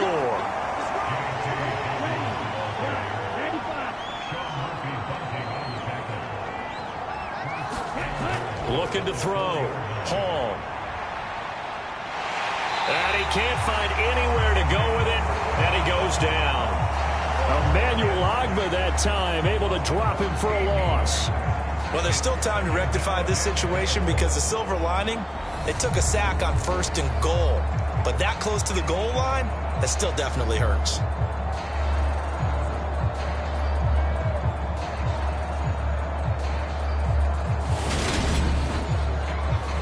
First down, a bit of a disaster, and now on 2nd and goal, back even further. Operating from the gun, Hall. And that is incomplete. A lot of force bearing down on him there. He could not hang on. It's 3rd down. Now on 3rd and long, they'll look to throw. And this time he's got the hook up. It's complete. Touchdown, Vikings. A great play there. His 2nd touchdown of the afternoon. And the Vikings are looking to make it 2 straight as they add on to this 4th quarter lead. Well, where our booth is here, we can see all of the writers to our left. And their post-game stories, Charles, they have been filed for some time because this game, boy, is it lopsided. Yeah, we can see our guy Scoop. He's even got his fedora tipped over his face. I think he's taking a nap now. Nothing left to write for him. But how gratifying has it been for them to see what they've done in practice and carry it into a game and see the execution be so good? They've got to feel fantastic about what they've accomplished in this one. After the touchdown, Bass to kick it away. And he'll very wisely take a knee here as they'll bring this one out to the 25 on the touchback. Now the Steelers getting set and ready for their next possession. Remember, they have won 3 straight, but getting to 4 straight does not appear to be in the cards as they are in a big 4th quarter hole.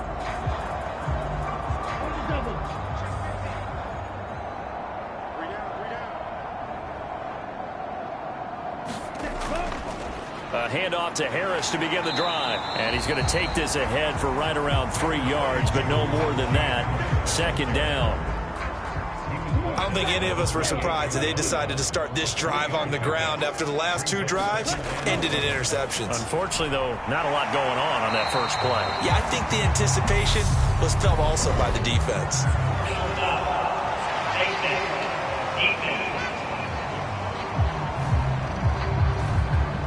So it was already a gain on the completion, but tack on some more with that penalty. Absolutely. No matter what angle you're making the tackle from, you can't grab the face mask, and that's just putting your defense on its heels just a little bit more. And now it's 1st and 10, a big mistake, especially when you factor in the personal foul yardage.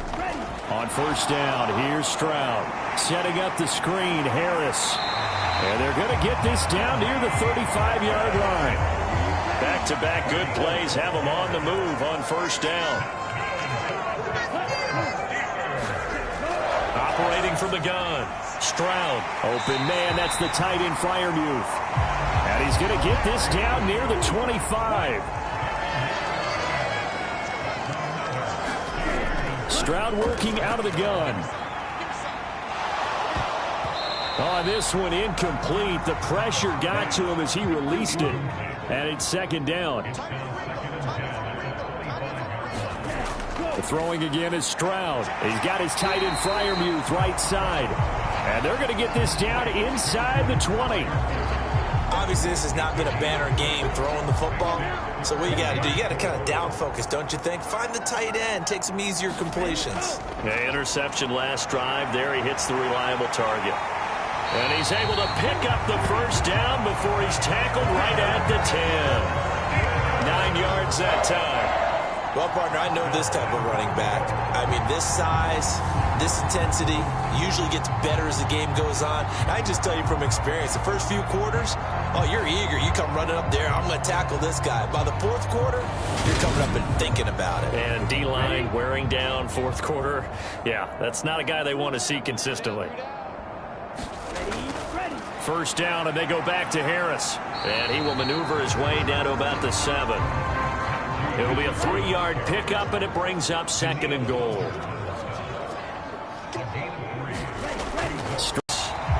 So back-to-back plays, each get nothing. And that'll bring up a 3rd down and goal.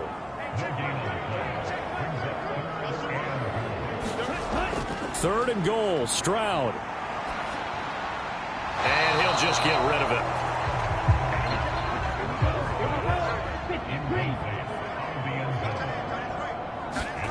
4th down, 4th quarter. Here's Stroud. And it's incomplete. They cannot convert, and they turn it over. They can't hook up here on the 4th down pass attempt, and the Vikings defense is going to get the football back. So they finally get their first trip to the red zone, and it ends with nothing. And that's what I'm going to focus on with you, because you teed it up really well. Finally get to the red zone. So there's got to be a little bit of frustration because they haven't moved the ball as well as they wanted to all game.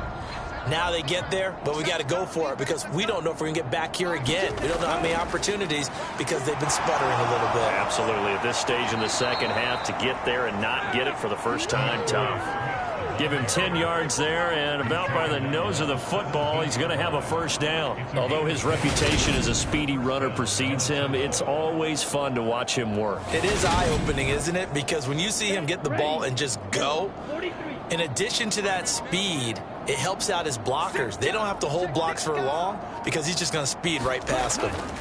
Dobbins running out of the gun, and he sneaks his way forward only for a couple here. 2nd down. Historically, this is such a tough, loud venue, but you can hear a pin drop right now. A lot of fans long gone, not used to seeing a lopsided score like this. Now Dobbins again on 2nd down, and this will be a Vikings first down as he's got this up to the 28-yard line. So the Vikings in possession of the football as we get you reset. And they have just about put this one on ice as they've got it here 1st and 10. 88 yards rushing for him now as he has been tremendous all day long. They've created a nice sustained drive off of plays like that. A nice strong run there that keeps them advancing the ball.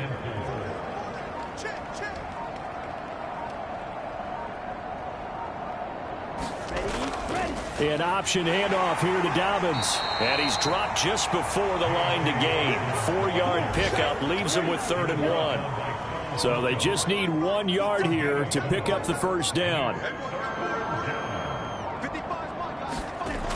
They'll look to throw for it on 3rd and 1. And a quick throw here, that's complete. And he will have a Vikings first down, and comfortably so as he gets 5 there on 3rd and a yard.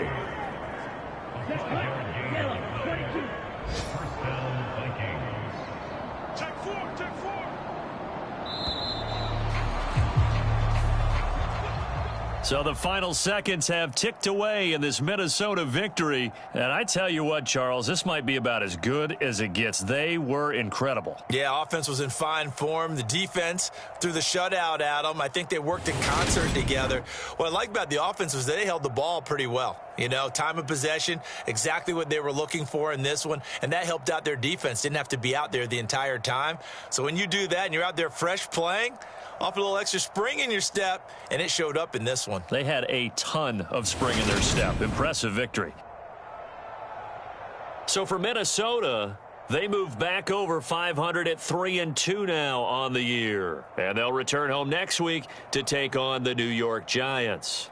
Meanwhile, for the Steelers, the loss will move them back to 3-2 on the year. And they'll try to turn things around next week as they have a matchup in Cincinnati against the Bengals. I'm Brandon Gaudin. Certainly have to thank Charles Davis, my broadcast partner, and our entire crew. We'll catch you next time right here. It's the NFL on EA Sports.